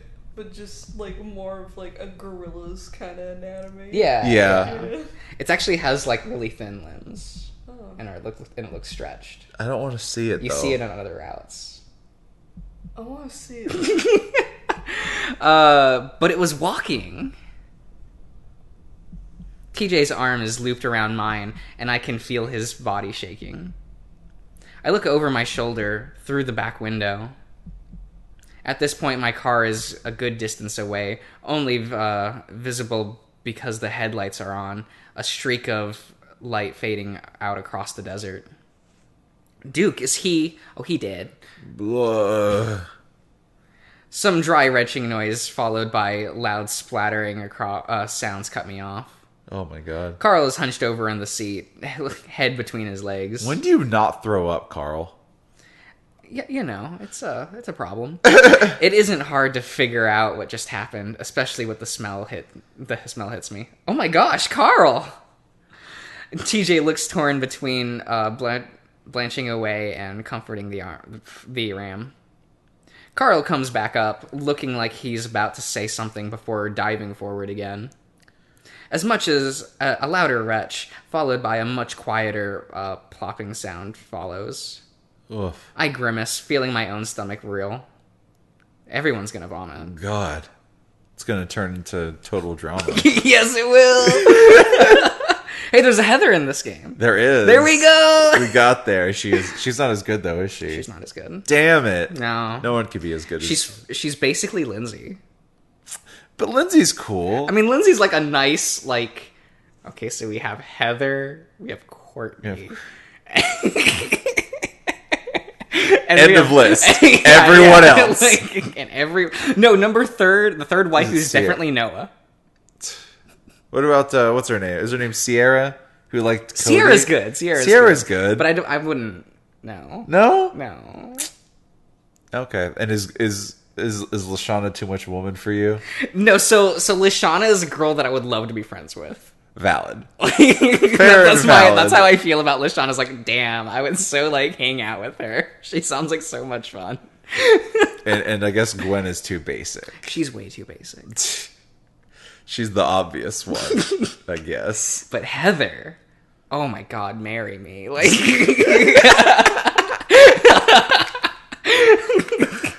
God. Because he's looking back at us, a paw up to his nose. You okay? Carl keeps his head down a while longer, his fingers twisting in the fabric of his snout shorts. TJ tentatively rubs his back. I would have done it out the window. I don't want to open any windows now, though. It's okay. Leo, are there any napkins up there? Oh, God. Leo, who's been silent up until now, remains silent. He's staring out the windshield hard, paws on the wheels like a death grip. After a few moments of silence, Kazu checks the cup holder, then drops some open the glove compartment. After rummaging around for a few minutes, he pulls out a stack of fast food napkins. You just keep them in there? Look, I keep fast food napkins in my car. Yeah, and Johnny keeps them in his backseat. My mom does. He doesn't keep them in his backseat. He left them there for a week, so like he clearly wanted because he them there. forgot and just didn't think about it because he doesn't look in his backseat. He would definitely be murdered by anyone who decided to hide in his backseat because he doesn't fucking check. It's just me back there. It's just me with a bunch of napkins. He hands them back to Carl, who starts mopping up whatever mess he made on himself. Like, okay, yeah, where are you gonna throw the napkins? Out the window? Why not? During all this, I'm still glancing out the windows. Not head on, though, because I'm terrified I'm going to look straight into those eyes again. We drive in a silence for the next 5 minutes, with no creature in sight, thankfully. So Duke, was he killed, like, at the city limits, or was he just on his way out? Yeah, I got around. Okay, well, what about them? I don't know. We're not there yet. But I don't know what to think right now. There's no way what I saw was some animal, like Kudzu implied. The way it moved, the way it was crouched, and most of all, its face. I've never seen anything like it, at least anything that's not a Halloween costume. Maybe one of the locals dressed up in a costume or something. But then how did it keep up with the car? We were going that fast. Did Leo slow down a little? I keep these thoughts to myself. Everyone looks freaked out enough without any more speculation. Instead, I lean back in my seat, deciding to just close my eyes. We're on our way out, and soon I'll be safe in a police station or hospital or something. We'll all be safe. We're leaving town. Chase, you should know better than to go to sleep anymore. It'll be explained when the cops get here. See, it's all good. It's all good. I try not to think about Duke on the ground, Janice in the diner, Jenna out there somewhere. Flynn, who gives a fuck? With that thing. Wow, yeah, Flynn not even mentioned. Not I even shake my mentioned. head, eyes still covered. Are you okay, Chase? Chase's arm is still around mine. The places where our furs pressed together, getting hot and sweaty. I don't mind, though. Of course you don't. As long as it brings him some comfort. Yeah, I'm just tired. Actually, now that I mention it, I am pretty tired. I didn't exactly get much sleep in Kudzu's trailer or Brian's. I start to drift off as my head bumps gently against the headrest. The soft Whir. Soft whir. Whir? That's not... Yeah. What is this word? What Like is this whir. spelling? I don't... Like the whir of a fan. What? Never heard that before. You know. Of the AC on my forehead. You might have seen whirring. Maybe not whir by itself. What the fuck? The car lurches as Leo slows down again. Reluctantly, I open my eyes, half expecting to see some kind of nightmarish ghoul out the window. And you do, right? But I don't see anything. Just the road stretching ahead of us. What's wrong? Leo's quiet for a moment. I can't see his face since I'm right behind him, but I can see that the outside of his twitching ear. I don't... Leo turns in his seat, looking at the passenger window, then his own. I'm heading the right way, right? I look out the window as well, not seeing anything except sagebrush and cacti filled with ticks. Filled with ticks. But then I do notice something. The mountains, which had been on the right, are now on my left, rising up ominously in the distance. Oh, man. Had we turned around somehow? We're all always going in circles. Until we're on the highway, which we definitely aren't. You can't leave. This road merges right onto the highway. There's no way we could miss it. I hear TJ gasp softly next to me. I look over at him, but he's looking straight ahead out the windshield. I do as the same, and in the distance, I can see headlights off the side of the road. No way. What is it? Leo brings the car to a stop, throwing me forward into the seatbelt. Then he does a quick 3-point turn, shoving me right then left before I smack back into the seat as Leo accelerates. Whoa, careful. My parents will kill me if you fuck up their ride. You've already done it by vomiting. For real. Carl laughs nervously, but no one pays attention to him. There's no fucking way. I was going straight. There's that side of the road that takes you to some of the trails. Maybe we sort of went off on... I'm sorry, Leo, but you can't go straight. No, he can never go straight. He loves Chase too much. Leo snaps at the link suddenly. There is no way, TJ. That road is fucking gravel. I would have noticed. Leo was hunched in his seat like an angry dad, staring out the windshield, his ears practically dancing on his head. I can feel TJ trembling, so I lean into him a bit, letting him know that I'm here. It's clear that Leo doesn't want any talking, so we're all quiet. This time I keep my eyes open, staring out the window in case Leo did get sidetracked somehow. I focus on the mountains, make sure they don't disappear. They slope up and down gently against under the moonlight, speckled with the dark spots of rocks and vegetation. Vaguely, I remember back to when I'd been obsessed with skateboarding and had done sick flips and kicks. Oh, shit. Imagining myself skating those slopes on car trips to Peyton. Up and down, up and down. If only Echo had anything like that. The only slope we had with a big down from... the one down from Carl's mansion. Sidetracked. And Pay attention. No, this is characterization. And it was too big. I tried to skateboard down it once, but that had ended in disaster when I blinked, staring out the window at the mountain, just disappeared, sloped down into nothing. I squint, then look at Carl's window. Sure enough, mountains. Damn. Leo. I know. Leo speeds up instead and turns around, though. This is fucking possible. What are you doing? TJ's claws came out against my skin again, and he gets that scared cat look in his eyes. Leo mumbles, almost to himself. There's no way we're going back to Echo. Leo, slow down a little. Leo lets out a small growl but relents, and TJ grips my own arm, loosening some. I'm gonna keep going until I see that car, because I sure as hell didn't turn around that time. The tone in Leo's voice keeps any of us from arguing. Though, I hate to admit it, anything about this demeanor has me just as scared as him as I am for whatever is out there. Another minute of driving, more awkward silence, then Leo hisses through his teeth. Straight ahead of us, the headlights appear. What? I must be dreaming.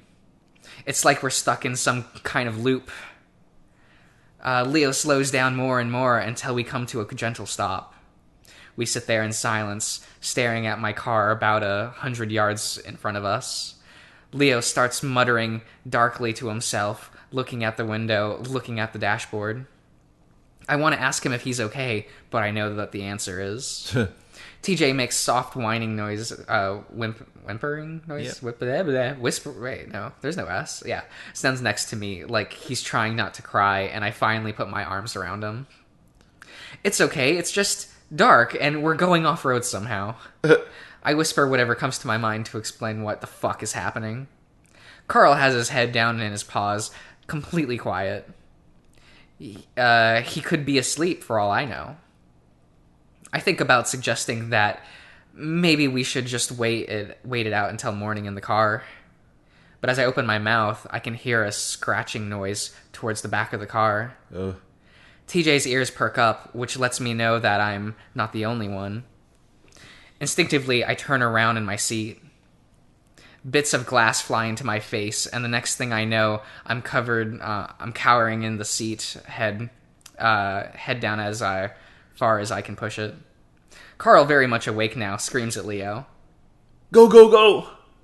Leo already on it, and I feel the car jolt forward.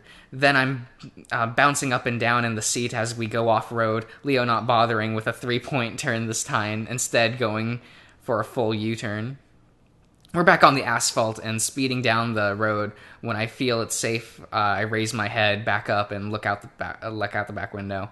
For a moment, I'm terrified that I'm going to find that thing crouched on the trunk, staring in at us. But instead, all I see is a giant hole through the back window, the remaining glass jagged. Are you guys okay? No. Leo looks back and forth between us and the road ahead of him. I sit up fully. I think so. I yell at him over the sound of the car and the wind whistling around behind me. Carl is bent over in his seat too, brushing a glass from his hat and hoodie. I look at TJ, who's still crouched over his own seat, covering his head. Bits of glass are scattered on his back, and it hits his head fur. It picks up I pick up some of the pieces out of his fur and on his neck and lean over him. TJ, are you okay? TJ shudders and doesn't say anything as I pluck some of the shards from under his collar. What was that? A human? Yep. Kudzu shouts back at us, staring through the window. Who, man? I don't know. I don't want to think about what I actually think it was. Leo keeps up the high speed, hitting some of the potholes hard enough that I'm worried we're going to get a flat. Then we'd be in real trouble. We drive on for another 5 minutes in silence. And then the headlights of my car appear in front of us again. This time no one says anything, and Leo doesn't bother turning around. I watch out my window as we fly past my old car. Duke is there on the ground, no movement from where he was the last time we saw him. That man's dead. He's very dead. Since this is the area where the creatures seem to be prowling, I look out the back window. I want to be ready in case it tries to come through again. but nothing happens. You don't slow down enough for it to get the jump on you. All I see is the small stretch of asphalt illuminated red from the tail lights, and all I hear is the wind whispering through my ears. I keep a hand on TJ's back as he continues to remain hunched over. Carl sits quietly, staring out his window. On the bright side, the bastion in back window has diminished the smell of sick. That's odd. Smell of sick? Yeah. Is that a phrase? Yeah. I mean, people don't always just say the throw up. They say, like, you're sick or the sick, I don't know if it's me, but sometimes I can smell it. Oh, okay. Yeah. Well, I just mean like that specific phrase. It's like it smell feels of weird. smell of it's a sick. combination, or at least to me, like the smell of sick is like a combination between rotting and sweet. Huh. Okay. Yeah. That's a common phrasing, the smell of sick. Okay. Sparse dots of light show up on the horizon, indicating where Echo is. That's when Leo speaks up. All right. What we're going to do is head back to my house. You guys can get some sleep while I figure out what to do next. Do you have extra beds? Just Leo it doesn't pauses, matter. but no one says anything. Sound good? Yeah, not much left to do. Leo grunts and hunches forward in his seat again. There's a sinking feeling in my stomach at the thought of going back to Echo. There is a comfort to at least not being out in the wilderness, but I wonder if that's much worse than the town, even with that creature prowling around. Oh, look at this. Oh, I see. Look at that guy. What? No, that's not there. There he is. That's the moon? I stare Shut out the my fuck window, up. watching the mountains move slowly but under the moonlight as we turn onto Lake Emma Road. I like them actually like doing Yeah, it's an illustration. it's nice. It's not a filter. I'm wondering if taking one of the mountain roads out of town would be worth it. Whether we have enough gas when it happens. Oh crouch fuck, he's sitting- gone. What? That's the way the image always looked, Darian. You're just Shut crazy. your fucking mouth. I crouched Oh Lord, he coming. sit on the peak of the hill, just 50 feet from where we were. I squint at... I'm just getting comfortable. Shut the fuck Oh up. my god, you have a cat for that. Just barely able to make out what looks like shoulders and a head hunched up under the light of the moon. Huh? I'm directly across from the living thing when I open my mouth. But I'm barely able to make a sound when it moves.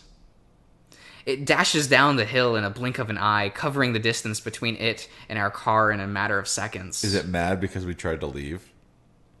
One moment I'm staring at a tiny black figure, and the next it's right up against the car, smashing into the side of Leo's door and mine. My head smacks into the glass, and I see a flash of white. At the same time, I hear Kudzu shout at all of us. Shout us to hold on. TJ screams. Carl yells. So does it just try to kill people that it just you tried to leave, so you die? I don't know. My feet are fucking do freezing. fucking know, shithead. My feet are freezing because you're dead. You've been killed. Time to start the route over. Damn it. Oh wait, that reminds me. Should probably. Rotate This your was saves. so far back. Rotate your saves. God. Yes. Oh, it just it feels so good. Ridiculous. I open my eyes and stare down at them. It's almost too dark to see, but I can hear the sounds of sloshing water and screaming. Who's drowning? Chase! Chase! What? My head arches and there's something in my eye that stings. Everything's blurry. Chase, are you okay? Might have gotten glass in his eye. Oh, maybe. Maybe. Maybe you're just blind for the rest of the game. A big palm prods on my chest and I look up. I can barely make out the outline of his ears. Leo? Wait. And it hits me like the car crashing where we were just in. That thing. I look out my window again and it's all shattered and spider-webbed, but I can see what looks like water pouring through it. So they crashed into the lake. Yeah, maybe. At the same time, I fancy that a cold sensation running down the back of, and the water coming through the broken back window like a waterfall. Yep. We crashed into the fucking lake? Yeah! Chase! I'm awake, I'm good. Well, it's a good thing one of these individuals is an aquatic mammal. Right? So he'll survive. Yeah, he'll be just fine. I grab at my seatbelt, taking way longer than it should to get it undone. All the while, there's a bizarre feral yowling sound next to me, and I don't realize it's TJ until his claws find my chest and an arm and dig in. Ow, TJ, stop, calm down. Kick him off. But he doesn't even respond, continuing on with the god-awful You sounds. should have just left him under the fucking bed. Facts. Through the window! That sounds just as dangerous. Carl already up on the rear deck, trying to push through the water coming through. Come on!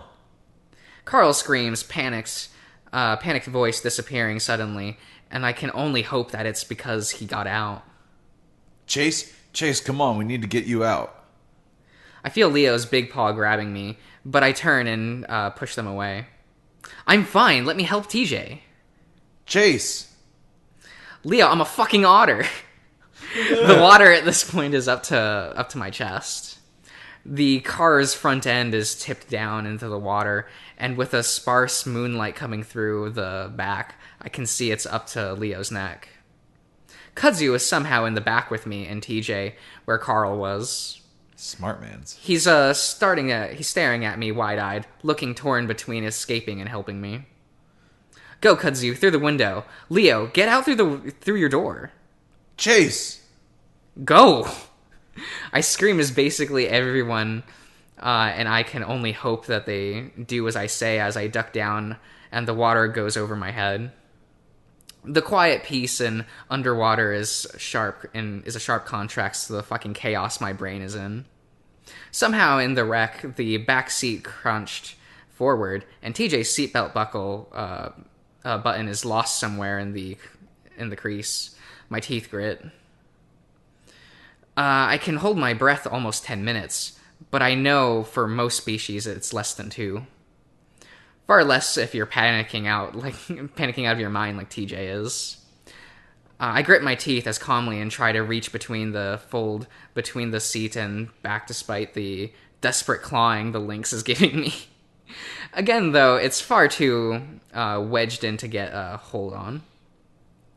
Soon, my calm demeanor melts away as I fumble uselessly with the seatbelt, and time stubbornly marches on.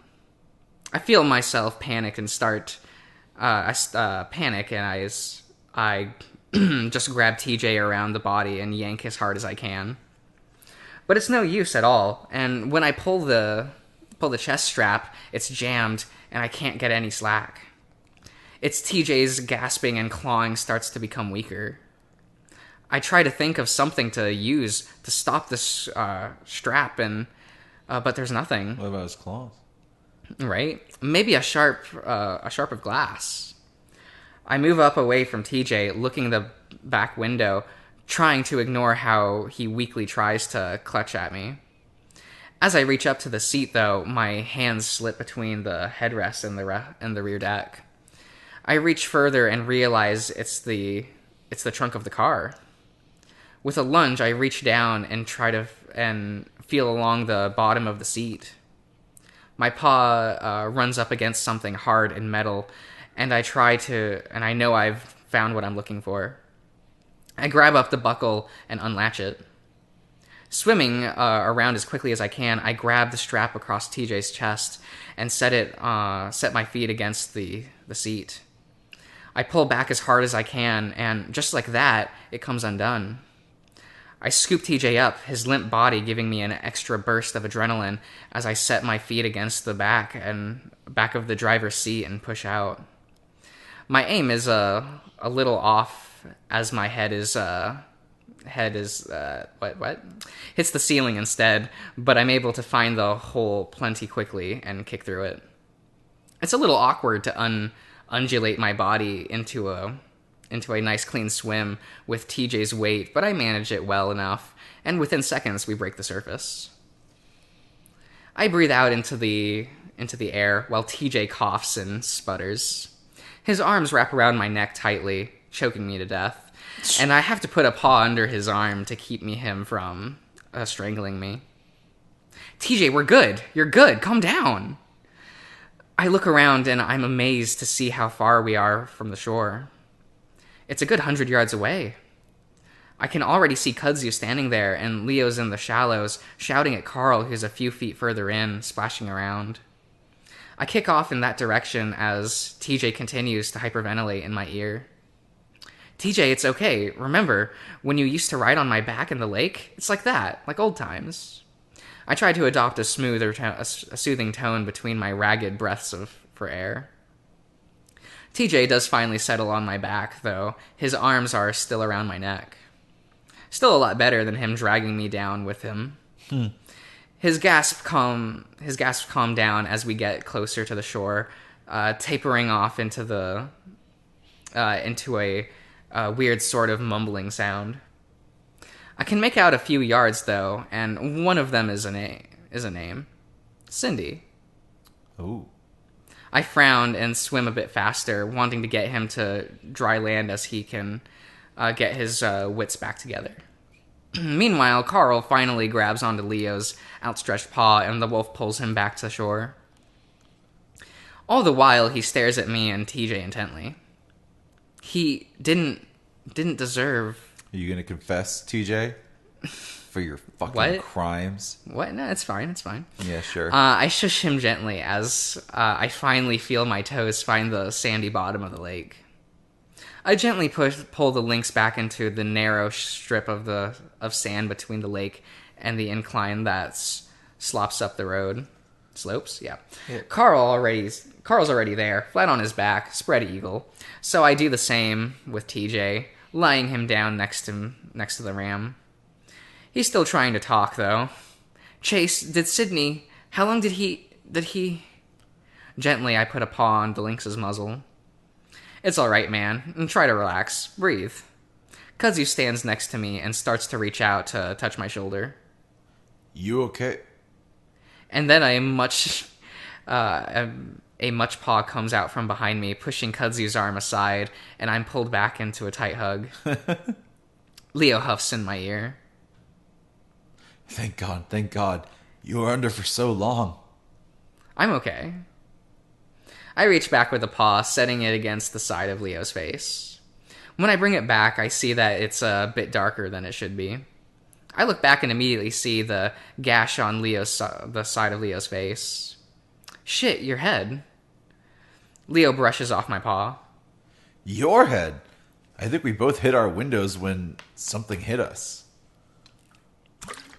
I reach up, feeling around my forehead before I feel a sore stick spot in my fur. It's not a bad cut, but it definitely is definitely leaking a good amount of blood. It was that thing that we saw next to Duke. I saw it standing at the hill, and it just ran at us. I look over to Kudzu, who's moved to stand next to Carl, his arms hugging his chest tightly. Kudzu, are you okay? I'm fine. His response is tense and a little high-pitched. I don't know about Carl, though. He had a little trouble swimming back. Carl lets out a choked cough in response.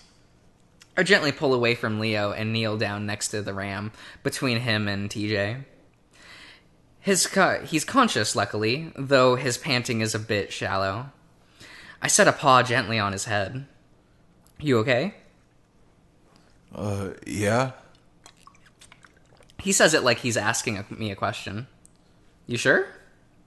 I mean, yeah, I'm breathing. I didn't mean to leave you guys, but...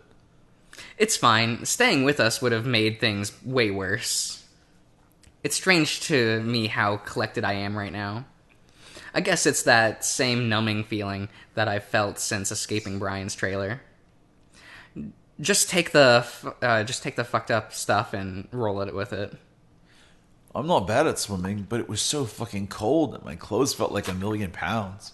Well, don't wear a fucking baggy, like, He hoodie. wasn't expecting to fucking get in the lake, Josh. Yeah, but that's still... I still think he's insane for wearing clothes like that in the fucking desert. Right. Right? He's wearing, like, sweatpants and a hoodie. They're probably cargo shorts. Well, I mean... I'm pretty sure he wears shorts. I mean, look at what I'm wearing. Like, this house is cold. Yeah. It's summer. You know, it looks like he barely goes anywhere. He Oh, it's just stays facts. at It's home. facts, yeah. So you might as well just wear cozy clothes when you're just chilling at home. You do get to see other outfits for Carl, though. That's fun. Yeah. TJ quieted down next to me. His eyes are open, staring up at the sky as he chuffs quietly. It's not a silent H. It's actually an H. It says yeah. Look, the H wasn't there when I was reading. Fair enough. They're so wide and glassy. I can see the reflection of the stars twinkling in them. What an odd description. I tentatively reach out and rest a paw on his head like I did with Carl. TJ barely reacts, continuing to stare up at the sky. Tej? Is he dead? I hope so. I feel Leo's huge presence crouched down next to me, and he gets close and whispers into my ear. Listen, we should get going to my house.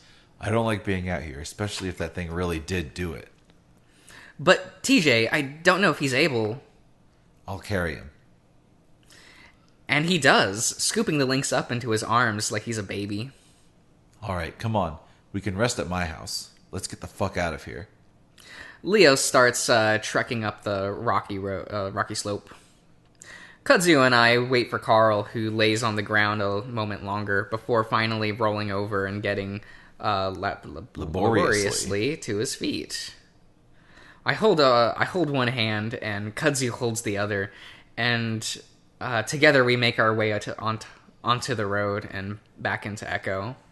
Dang. I heard that the main writer for this game is like European. I think Okay. that's why like some of like the phrases seem weird to me. Right, I get that.